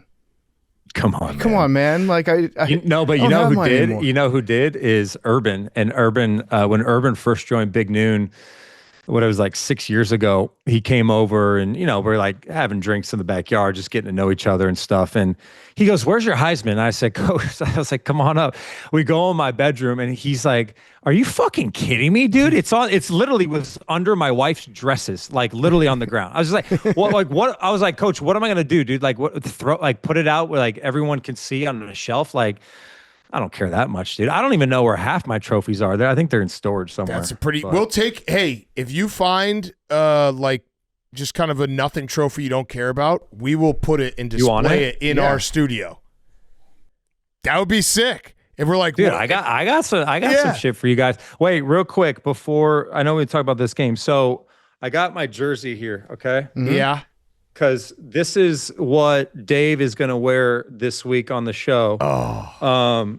Even though we technically didn't bet, so I wanted to ask you guys this and what your thoughts. And I know you're going to side with Dave, and I get it, but no, that's not true. That's not necessarily true. So let me just paint the picture for you. So last week in our meeting, and Big Cat, you've been in the meeting, so we're in the meeting, and we're just kind of going over the show, and I'm like, dude, what do you want to do for the game? I'll wear my jersey on Dave's rant. Like, you do your rant, you wear my jersey, you wear a helmet, whatever. We'll keep it cool, have a little fun. He's like, great, that's cool. So then we're at dinner that night, and he goes, if Michigan wins, you basically have to talk shit about Lincoln Riley and apologize to all the Oklahoma fans, how he left and all that stuff. And I was like, listen, man, I'll do pretty much anything, but I'm in a different position. This is my alma mater and all these kind of things. And I was like, but I'll do whatever, just come up with something. He's like, all right, I'll come up with something. He never did. So we never technically shook on it. And then he's texting me the first fumble that our tight end has. He's telling me, you guys are soft, surfer boys, this and that. And then what happened? For the 3.5 quarters, I laid into his. He shut me off. He put me like on unread. He wouldn't read my text messages. So then he goes on Wake Up Barstool and says, we don't have a bet because we never formally agreed to something. What do you guys think? I think it's bullshit. I think he has to wear it. He has to wear the jersey. I think so too. That sounds like a bet to me. If Michigan would have won, I would have won his Portnoy jersey. I was like, listen, I'm not going to do that. And I get it. You can call me a coward. I'm not going to do that, but I will do whatever else you want me to do. He never came up with something. Anyway, that's a jersey. Yeah, I think it comes down like a dress. It comes down to simply, if Michigan had won, would he have come and said, "Hey, you have to do something for me"? Yes, exactly. So, and you guys know him better than me. I guarantee he would have done that. Yeah, this jersey would look good back there. I'll give you guys a jersey, maybe if you want. I want a trophy though. I want a random trophy. Like if you have like just a give you bowl like game. a Johnny Unitas Golden Arm trophy. Yeah, back just there. well, obviously, the minute you want it back, you can have it back. But we will display it so that people are I'll like, "What be is down. that?" I'll ship something out to you. Yeah, we're just like, "What is that?" It's like, "Oh, that's Matt Leinert's trophy." I also like the idea of your wife being like annoyed that your Heisman trophy is taking up room in the house. She's like, "When are you gonna get rid of this thing?" By the way, super annoyed. Like I got so much random shit thrown out. She's like, my golf clubs are right here in front of me on the ground. She's like, "Can you move your golf clubs? Like, what are we doing?" I was like, dude, I can't win, man. Yeah. Like, what do you want me to do? I'm in the corner of my garage. It's also raining today. That's why I got a sweatshirt on. It's actually cold today. Oh, I'm so sorry. That's brutal. The 3 times it rains in Southern California. It rains 3 times. You're absolutely right. All right, wait. I got one last question about USC Notre Dame because Notre Dame is Who one you of those. Taking? What's the line? I think it's 7.5. I don't know. Maybe the over. It's a tough one. Yeah, I don't even know what the over is. But yeah, a lot of it's points. a tough one, man, for the boys. I ain't gonna lie. So Notre Dame is one of those schools that they have rivalry games with pretty much everyone on their schedule. Like in terms of the USC side, like is Notre Dame a big game when you were playing? Was it like this is our rival? And did you feel it reciprocated with Notre Dame, or was it like they don't care? They got so many rivals. Yeah, it definitely was our biggest rival in the sense that UCLA was terrible when we played them. And I can't explain it. I don't know who's like Wisconsin's. What is it? Purdue? Is Minnesota. it Purdue's a rival? Minnesota. It's like UCLA was the crosstown rivalry, right? It's a battle of LA. You knew a lot of the dudes that went there from high school, and like I actually was a UCLA fan growing up, the Cade McNown era. So it didn't mean as much to me beating them, and the games were never close. So really, like we always were like, oh, this like they suck. Okay, Notre Dame, we lost my freshman year, my redshirt year, Carson's year. I think we lost at Notre Dame, so I experienced that there as a loss. That game just meant more, and it also there was just so much more meaning. Like it won Carson Palmer the Heisman Trophy. It essentially won me the Heisman Trophy that game my junior year playing against them in November. And then the Bush Push game my senior year and how we won that game. Like it just always meant more and it felt different. And Pete always did a great job of that game, really respecting the history of the game, right? And respecting Notre Dame, Montana, and all of the great players that played there. So yeah, like to answer your question, it meant more to, I'd say like, it wasn't like, oh, we circled Notre Dame every year. Like we could care less, but when it was game week, like it meant a lot for sure. And it was also like the second to last game or like late in this, I think it was in October, my senior year. But it always was like, we always had a couple more games left in order to like get to a national championship, right? That was kind of our thought. So yeah. And this does, I mean, I love that this is an elimination game. Like the it's team a huge that wins one, dude. this game will most likely be a playoff team, and that makes it awesome. Notre Dame if Notre Dame wins, they'll win. They're going to coast to 10-2 because their schedule is terrible. They don't. This is the toughest game left on the schedule by far. And I believe 10-2. They're in the playoff if they win. I would think so. Yeah. USC can lose and win out and be in. I just don't see them lose. I don't like at Nebraska is challenging. At Oregon is a tough one. And again, like I said, like USC just hasn't proven they can win these games back to back. So this is a de facto playoff game. It's an elimination game. It's huge.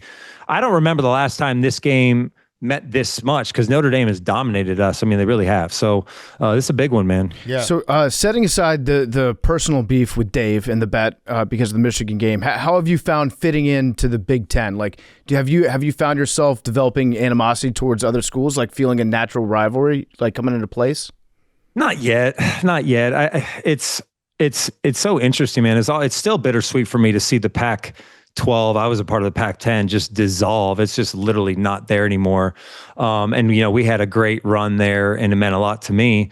I love the Big Ten. I mean, obviously we cover it, at Fox predominantly. And it does remind of the old like Rose Bowl games and the Big Ten, Pac-10. Those games were awesome. Mm-hmm. We played Michigan in the Rose Bowl one year and the SC Penn State game and all that. I don't think there's a rivalry yet, but you can feel it a little bit because I don't think a lot of people, I don't think for like just the whole USC, the whole West Coast soft thing. Like, I don't think a lot of people like Lincoln Riley and USC and like that style of play. And even Sharon Moore last week was talking about, the fans coming in and they're only sold out because of Michigan. And we're physical. Like they just got their butts kicked by that team that they were just calling out, So I think naturally when you start to play these teams over a period of time, you start to game. But we're not we're not good enough to have rivalries yet. We've been there 2 years and we haven't done anything. Like last year we lost 5 or 6 games, So we're still trying to find our place in the Big Ten, I think. Yeah, the whole California soft team thing, I know me and Which I don't get, dude. Well, it's just fun to say. It's fun to say. And me and Big Cat have talked about it. We do think it might be harder to get fat in California. It might be harder to have big linemen. Yeah. Dude, but this is the thing. I was a part of an era when we were dominant. Like we had dominant linemen. Like they're here. I guess we're known for quarterback skills. You get the sexy guy, right? The guy that looks good in the t-shirt and shorts.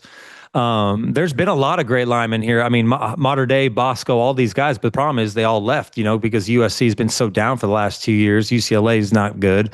Oregon gets a lot of those dudes with Dan Lanning. Dan Lanning's built his team like an SEC team with a lot of big bodies. But a lot of avocados and salads out here, bro. My 6-year-old, all he eats is salad. I was like, what the hell? What the hell's going on, dude? And he's big though. Yeah, that same kid is eating nothing but chicken nuggets and mott sticks in Wisconsin. By the way, my 4-year-old, all he eats is mac and cheese. So you guys would love that. So he could play for a Big Ten team. Oh, he could play. He would line up. He would line up at right guard for Wisconsin, dude. Are we sure that UCLA is bad though?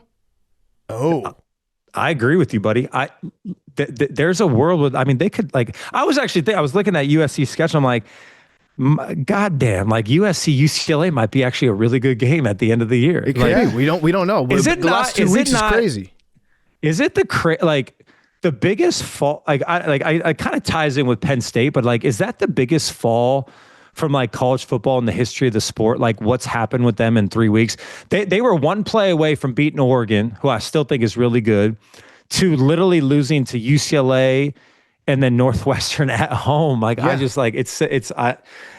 UCLA might be pretty good. I don't know. I don't want to make excuses for that. I don't know. It's crazy. Yeah. The Penn State fall, it just bizarre. happened so fast. And we were always kind of teetering on it with James Franklin can't win the big one. Yeah, of course. But it was when he can't win the small one too.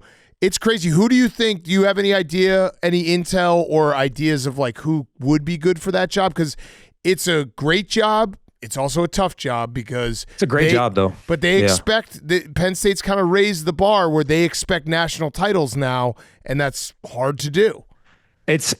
I'm telling you, it's the same 2 names that you have heard and that we're going to hear in Cignetti and Coach Rule. It's going to be those 2. I think.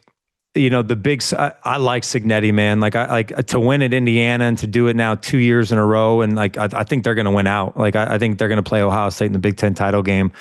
And the way he's done that so quickly, I think that's why Penn State's well, gosh, if he can do it, we can. We should be able to do it at Penn State.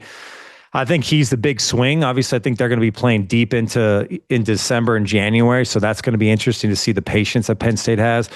And then Rule is just the obvious one. These are the 2 obvious ones. Rule went there. He's close with the AD. His quotes were a little interesting this week about obviously talking about that job.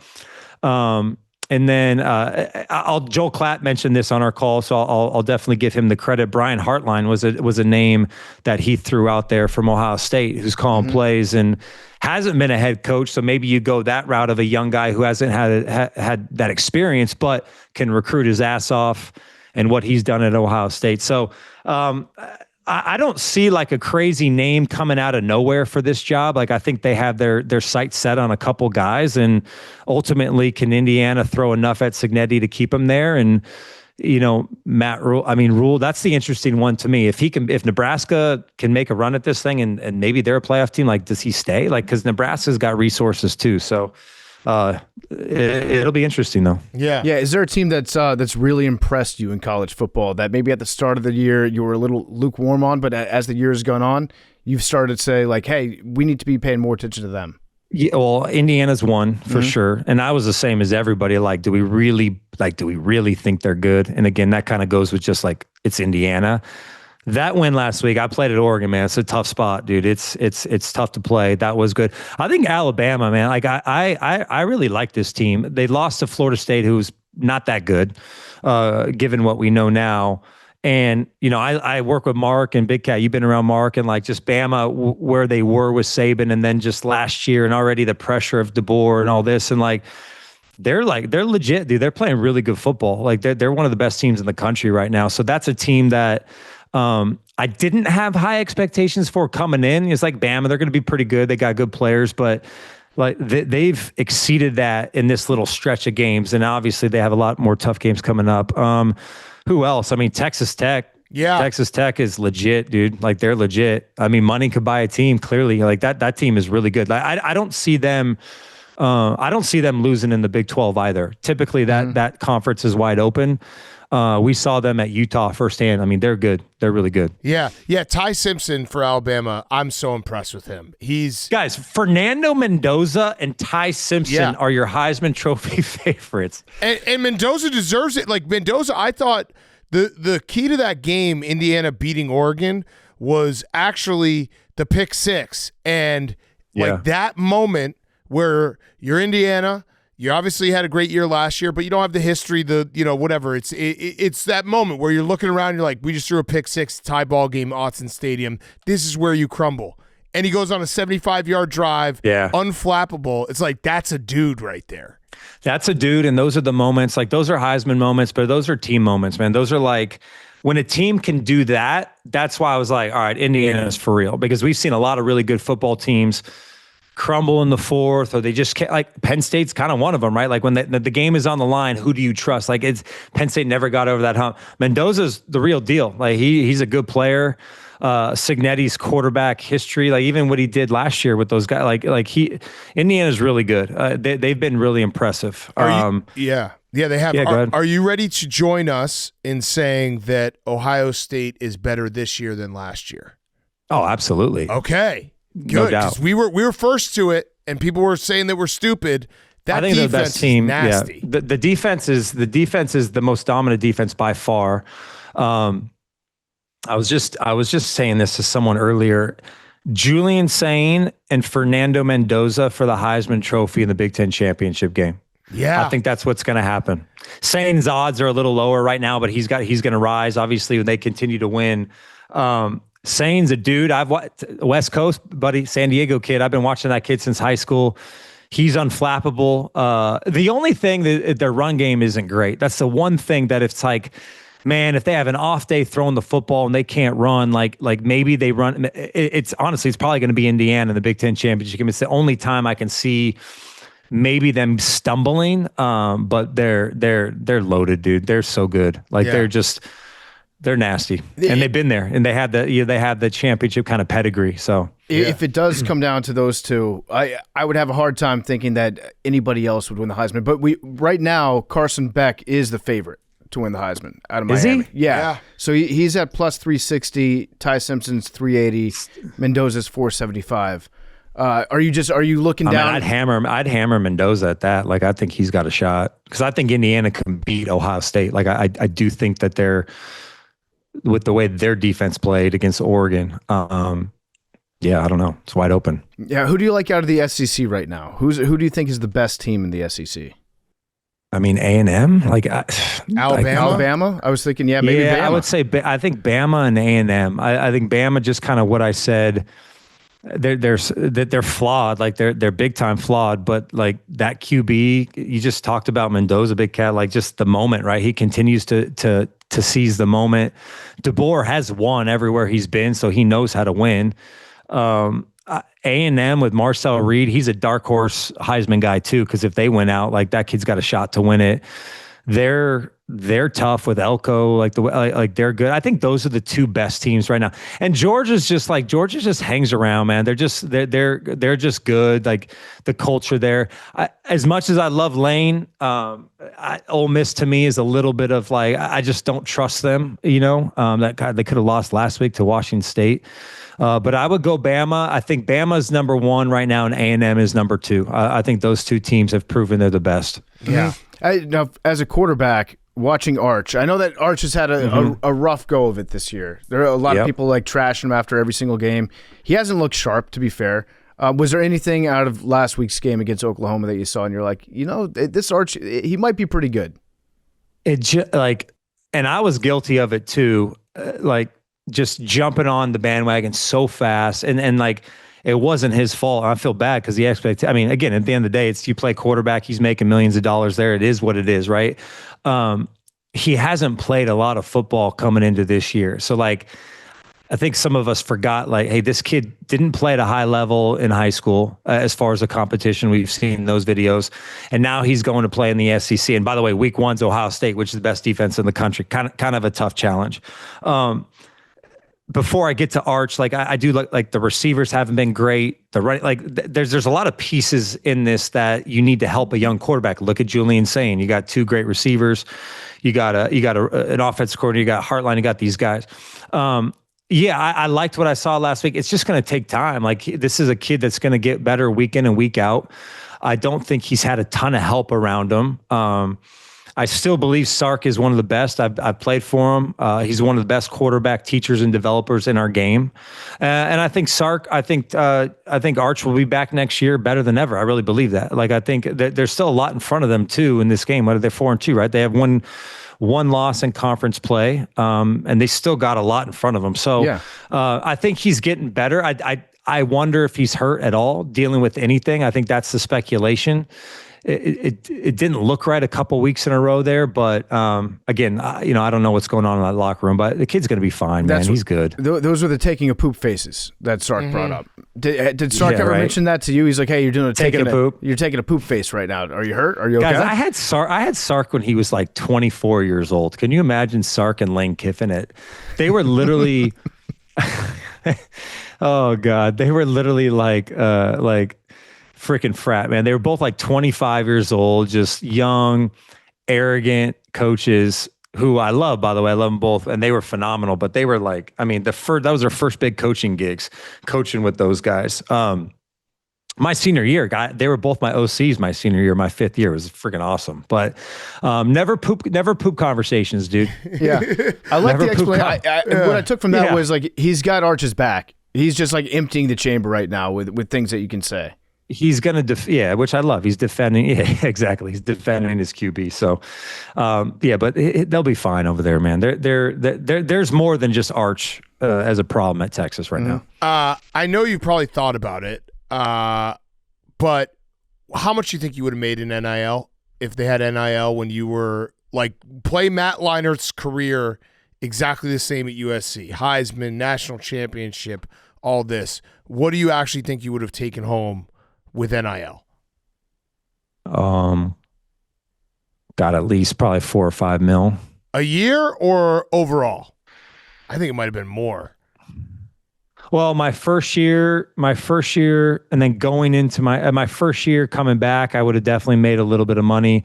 Yeah, I mean, dude, after winning the Heisman, it would have been probably 4 or 5 then, right? Because that's what a couple of these guys are making now. Yeah. To come back for my senior year, hell yeah, dude. That would have been sick. Wait, how many stars did you have coming out of high school? 4.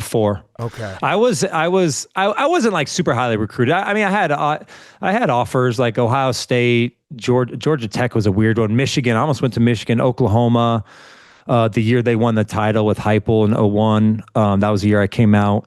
I think I was 15th or something like that. And my class was Kyle Orton, old Chicago Bear, buddy, old Chicago Bear. Kyle Orton, Derek Anderson, DJ Shockley. I don't know if you guys remember him from Georgia. Brody Croyle was number 1, the Alabama kid. He was the number 1 player. Who else? Those were kind of the big names. Shockley and Croyle were the big names. Kellen Clemens, ended up playing 10, 12 years, went to Oregon. So that was the class, but I wasn't highly recruited. Yeah. How does Pete's first class? How does it, because you went through it back then, and now your son is on the precipice of playing college ball. How does it work with the star system? And is it kind of bullshit? I always assume it's a little bit bullshit. It's all bullshit, dude. It's all bullshit. A lot of these guys, it's interesting because the way it's like kind of like club basketball, right? So like AAU basketball and all this stuff. And now you're seeing a lot of that in football where you have these 7-on-7 tournaments. My son's played in them, some of them. And you get stars like based on offers sometimes, or you get stars based on like playing in some of these it's just, I can't even keep up. But I had a conversation with, who was it? With Lincoln and Chip Kelly. Lincoln and Chip Kelly were at Mater Dei's practice when my son was there as a freshman. And I was talking to them about this. Like, hey, do you guys like getting advice? Like, hey, do you think my son should play like 7-on-7, all this shit? And they said, dude, we don't recruit one kid from 7-on-7 circuits. Like, we could care less. And now maybe whatever. So I think to ask your question, like, stars mean absolutely nothing. Like I think Cole's a 3-star, like, which by the way, I mean, that's fine. Like he's got SMU, he's going there next year. But how they pick stars and who's this and that. I've seen a lot of 5-stars up close and personal who are terrible. I mean, I just have. So I don't get the system. I don't know how they do it. Per se. And it doesn't mean anything because we've seen some of the best 3-4-star kids end up being some of the best football players ever, and some of the 5-stars not. So, yeah. So it's like almost you have to pay to play if you do some of the 7-on-7 circuits, like to get more notoriety. Like 7-on-7 is all about. This is the craziness of our world, man. It's all about social media, dude. It's all about like, and it is part of it. Like I do think it is part of like branding yourself because so much is consumed on these sites. Like whether it's like Under the Radar is one, and like you have On3 now who's doing all these evaluations, which literally I have no idea where they're even getting the numbers from. So it's all about like, hey, come do the 7-on-7. We'll do a highlight film for you. By the way, it's $150. I'm like, come on, bro. Like it's just a money grab. Now, like you get like a pretty cool 1-minute highlight tape that you can post on your Instagram, and like coaches do see that stuff, but like, I mean, is that how you're evaluating players? Like, no, I don't know, man. It's all, I think there's some like competitive value to it because you are playing. It's like AAU basketball, which again, my son played that too, like at a high level. There is some of that where you're playing good competition and you're just getting reps and experience, but I think it's all BS, to be honest with you. Yeah. Yeah. What do you think about Missouri? Would you say that Missouri is completely out of it? Kind of switching gears here. That's a major shift. I mean, are you a Missouri? Do you like Missouri? Is that why you're asking? I was thinking about Missouri this morning, whether or not they're like completely out of it. Or would you think that they're good enough to have a shot? I know they're disappointed with what happened with Alabama. What are they? They got one loss, right? They just lost one loss. Alabama. They didn't really play anyone up until that game. Like the Kansas game. Kansas is decent. They beat Kansas, but I'm looking at their schedule. That game was closer than the box score because I had Kansas in that game, and it was a bullshit cover by Missouri. So they got to go to Vanderbilt and they're at Auburn, Vanderbilt, Texas A&M, Mississippi State's bad, Oklahoma, Arkansas. I mean, they're not a playoff team. Yeah, I like their coach too, man. I like him. I like their running backs a stud. They're just one of those teams that like you just can't. I just don't trust them. Like they haven't done it enough. You know what I mean? Mm-hmm. Yeah. I was trying to find a team that's on the outside looking in that nobody's thinking about that might be able to sneak in. And they were the first one that they came to mind. Brady Quinn talked about it last week. Virginia. Yeah. Mm-hmm. Virginia is good. Virginia guys is like Brady Quinn, Greta, like they might make the college football playoff, dude. Yeah. Chandler Morris is awesome. They're Washington State, North Carolina, Cal, Wake Forest, Duke is the toughest game on their schedule at Duke at the end of the year. Yeah. They'll be 11-1.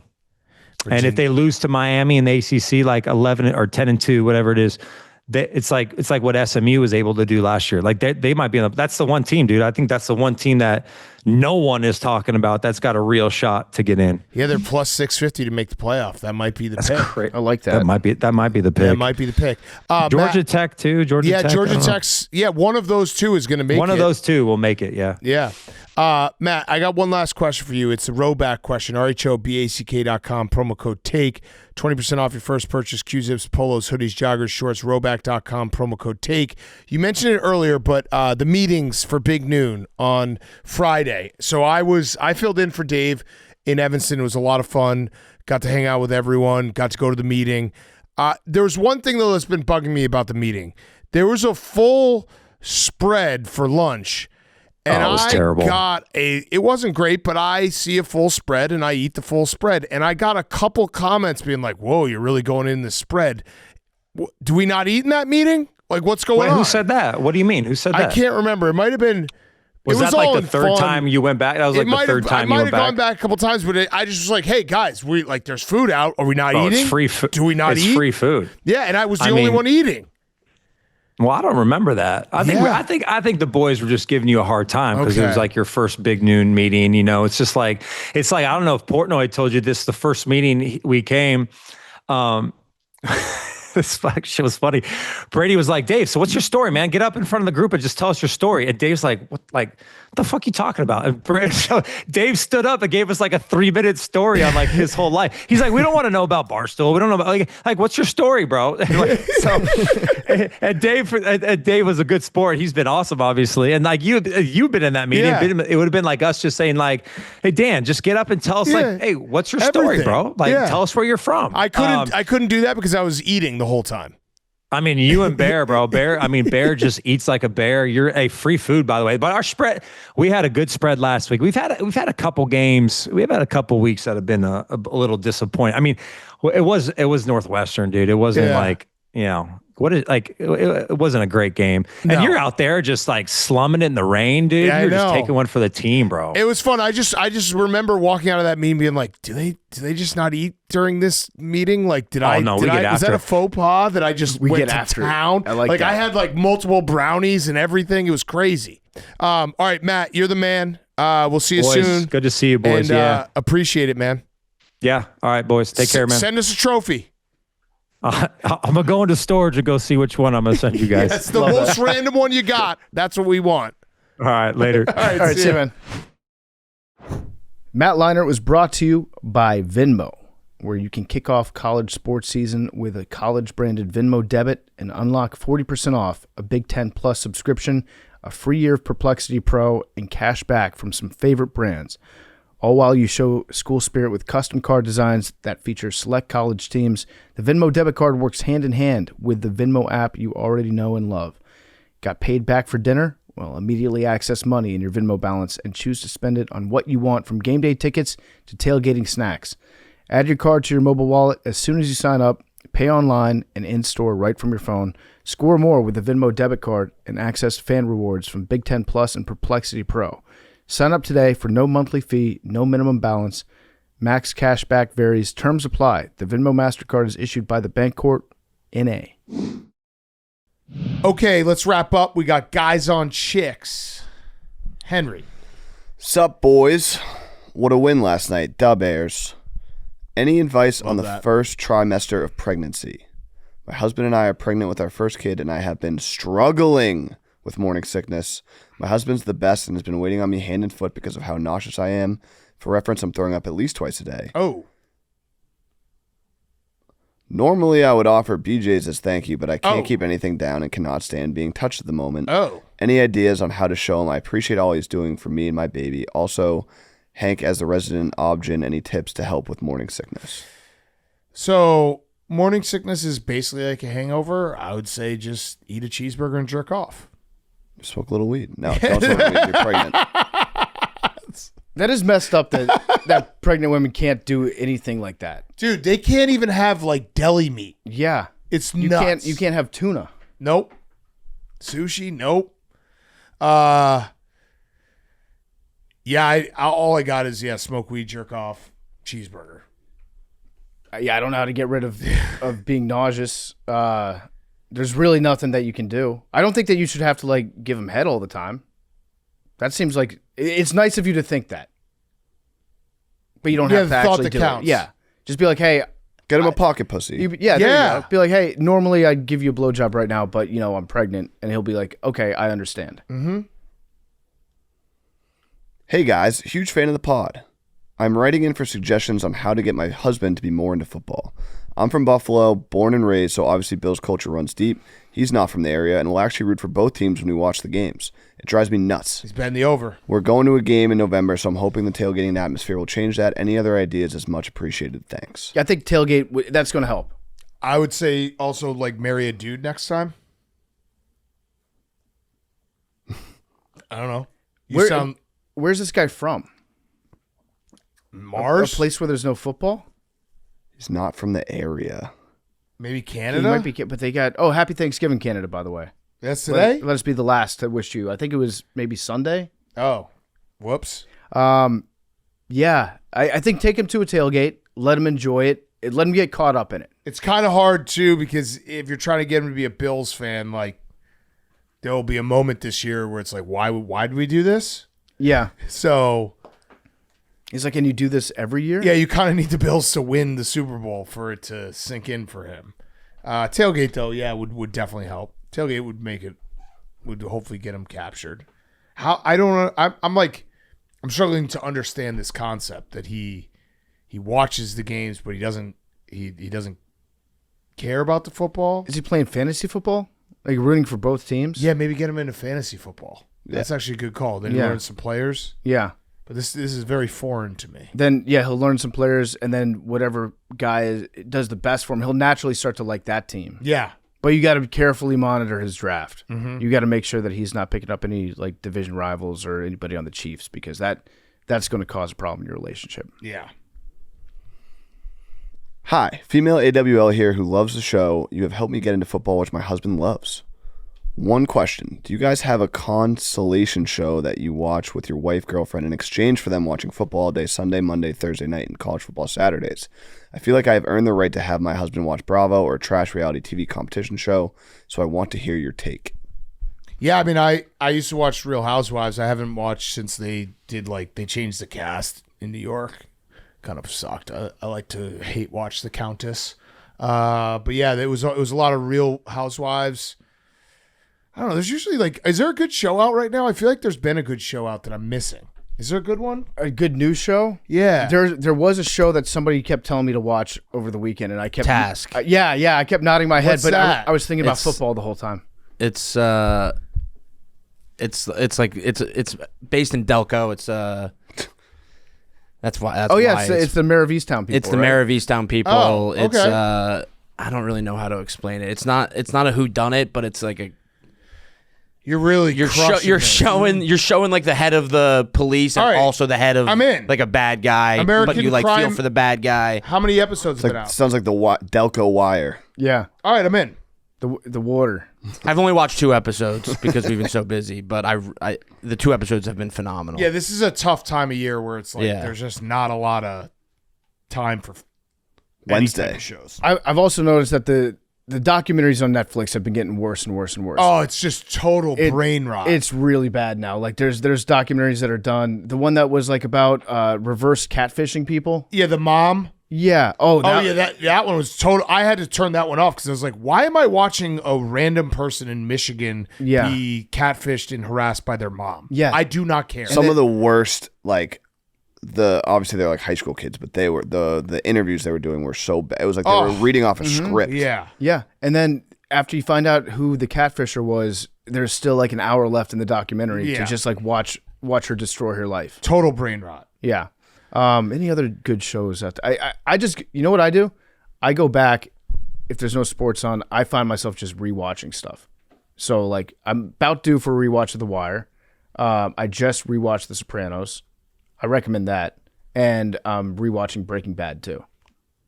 They're still good shows. Yeah, I'm in on the rewatch stuff. Yeah. I like to rewatch stuff as well because you also just know it's like I can make a commitment and I also can if something pops up I can just walk away from it. Chad Powers also good. Oh, nice. Great all right. show. Hey, Big Cat and Chris's dad. My boyfriend and I were watching the Lions-Chiefs game when St. Brown dropped a catchable pass. My boyfriend said, I could have caught that. Mm-hmm. When I laughed and said, no way, he pulled up his high school huddle highlight tape, Love that. and they were 20 seconds long. I know this was from about 10 years ago, but should I still be embarrassed? No, you should be proud. Yeah, he could have caught that. He could have caught that. Sounds like you were dating like a stud. Yeah, it sounds like he probably could have made it to the NFL, but coach hated him. He's got a huddle tape. Yeah. I mean, he probably believes if you can touch it, you can catch it. Yeah, absolutely. And that's a fact. It is true. It's a correct belief. Yeah.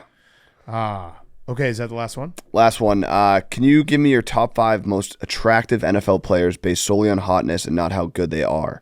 Also, shout out Zach. I think I could turn him into an intercourse guy. Oh, how about that? Let's go, Zach. I would say number 1, Sam Hartman. Yep. Jimmy G. Yep. Braxton Berrios.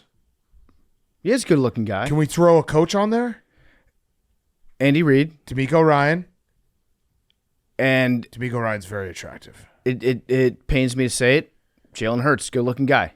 Yeah. Jalen Hurts is a very good-looking guy. Very good. Sometimes he dresses kind of like a weirdo, but I shouldn't really say anything about that. I actually like how he dresses. I feel like he's cool. He's basically just doing 90s like Martin dressing. Wait, was that fuck you to me? I don't know. Maybe. Yeah. No, yes. I admitted I shouldn't say anything Max, about that. Are you a little upset that the Eagles have lost 2 in a row because otherwise you could rub it in PFT's face a little bit more? Yeah, I can't say shit. Right. You've been neutered. The Bills losing last night felt good. I love Bills fans and I like the Bills, but it's good to see someone else going through what I am. You're also not alone. Going through. Yeah. Yes. Yeah. That it's like 4-0, you're feeling good, and then 2 games where you just look bad. Yeah. Did the Bills have anybody retire? We don't have to talk about that. Oh yeah, you had a guy retire. I thought we were gonna get through this. Yeah, why did he retire? No idea. Didn't he say just like a couple months ago, I'm so ready? No, it was like 3 weeks ago. It was like I love playing this game. I got a lot more football left to play, and then 3 weeks later retire. Pug thinks he got hit hard, and that he doesn't want to get hit anymore. And I like that take from Pug. That's as good a reason as any. Like, hey, actually, this sucks. Yeah. I just realized, like, I've been getting hit for 12 years. It doesn't feel good. Yeah, in the offseason, you're like, oh, football's so fun. Then you get hit once, and you're like, maybe I'm too old for this. Yeah, not good. Yeah. Do you think that will ever happen to us? Where it's like we do a week 1 fastest 2 minutes? There is no offseason. No, but I'm saying like we do a week 1 fastest 2 minutes. We're like, oh, man, that hurt. Yeah. I don't really want to do this. I think it's going to be more like you have a heartbreaking loss, and then you're like, why am I doing this? Why am I doing this Max, right now? Max definitely thought about that. Yep. Yeah. I'm absolutely back. I'm on good. Thursday were like, I should get a new job. It crossed my mind. Every Sunday. Every Sunday for memes. I didn't necessarily think about that yesterday, but on the way to work for the stream, I almost got just jacked up by a car going like 40 miles an hour, making a turn across my lane. And then I'd slam on the brakes. It went in front of me. And then on my way home, I thought to myself, like, what if that car just hit, not like killed me, but maybe like I had to go to the hospital. I didn't have to watch that game. Yeah. And then that might be a little bit better of a feeling. Yeah. But then I quickly said, okay, no, not yet.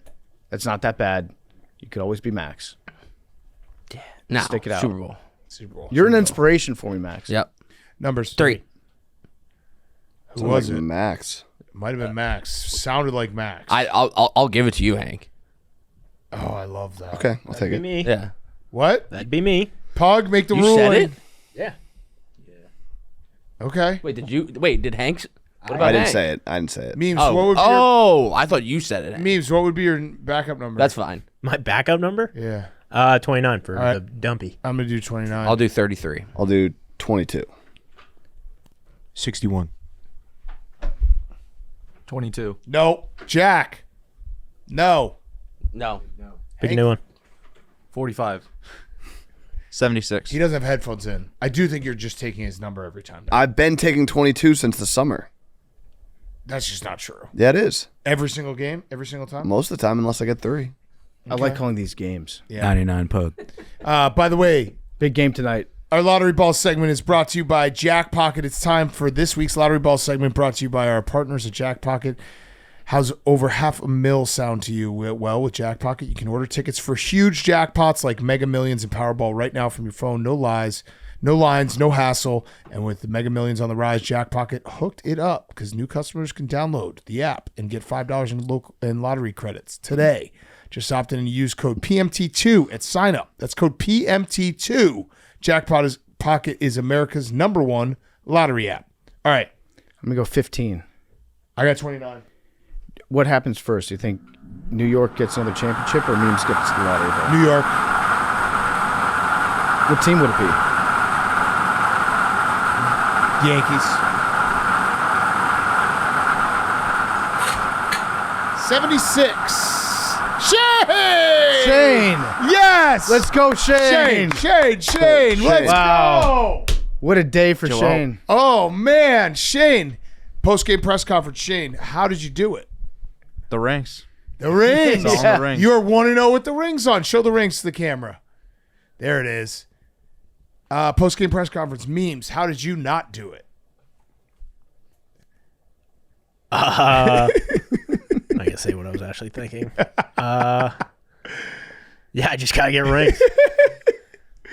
Are you mad at Shane now? No.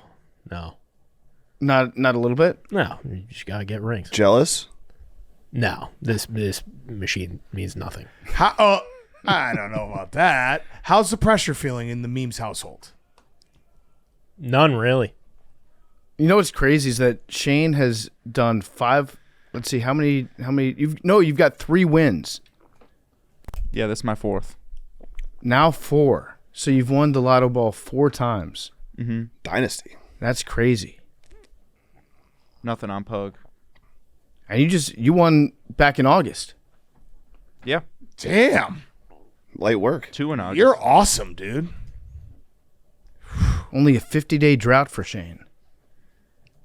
Memes. I'm the only one who hasn't got it. Yeah. You know what's great? The lottery ball, it's been hot. The last 2 months, we've had 3 winners. It's actually we're in the live ball era where everyone's getting it. Yeah. It's the easiest it's ever been. It's true. I bet you the lottery ball machine would have made that handoff. Oh, That doesn't make sense. Would have delivered it right to him. That doesn't make any sense. Makes sense to me. yeah. All right. Made sense to me. Good one, memes. Thank you. They don't have hands. They have balls. Yep. Yeah, they do. That's facts. All right. Let's see everyone on Friday. Love you guys.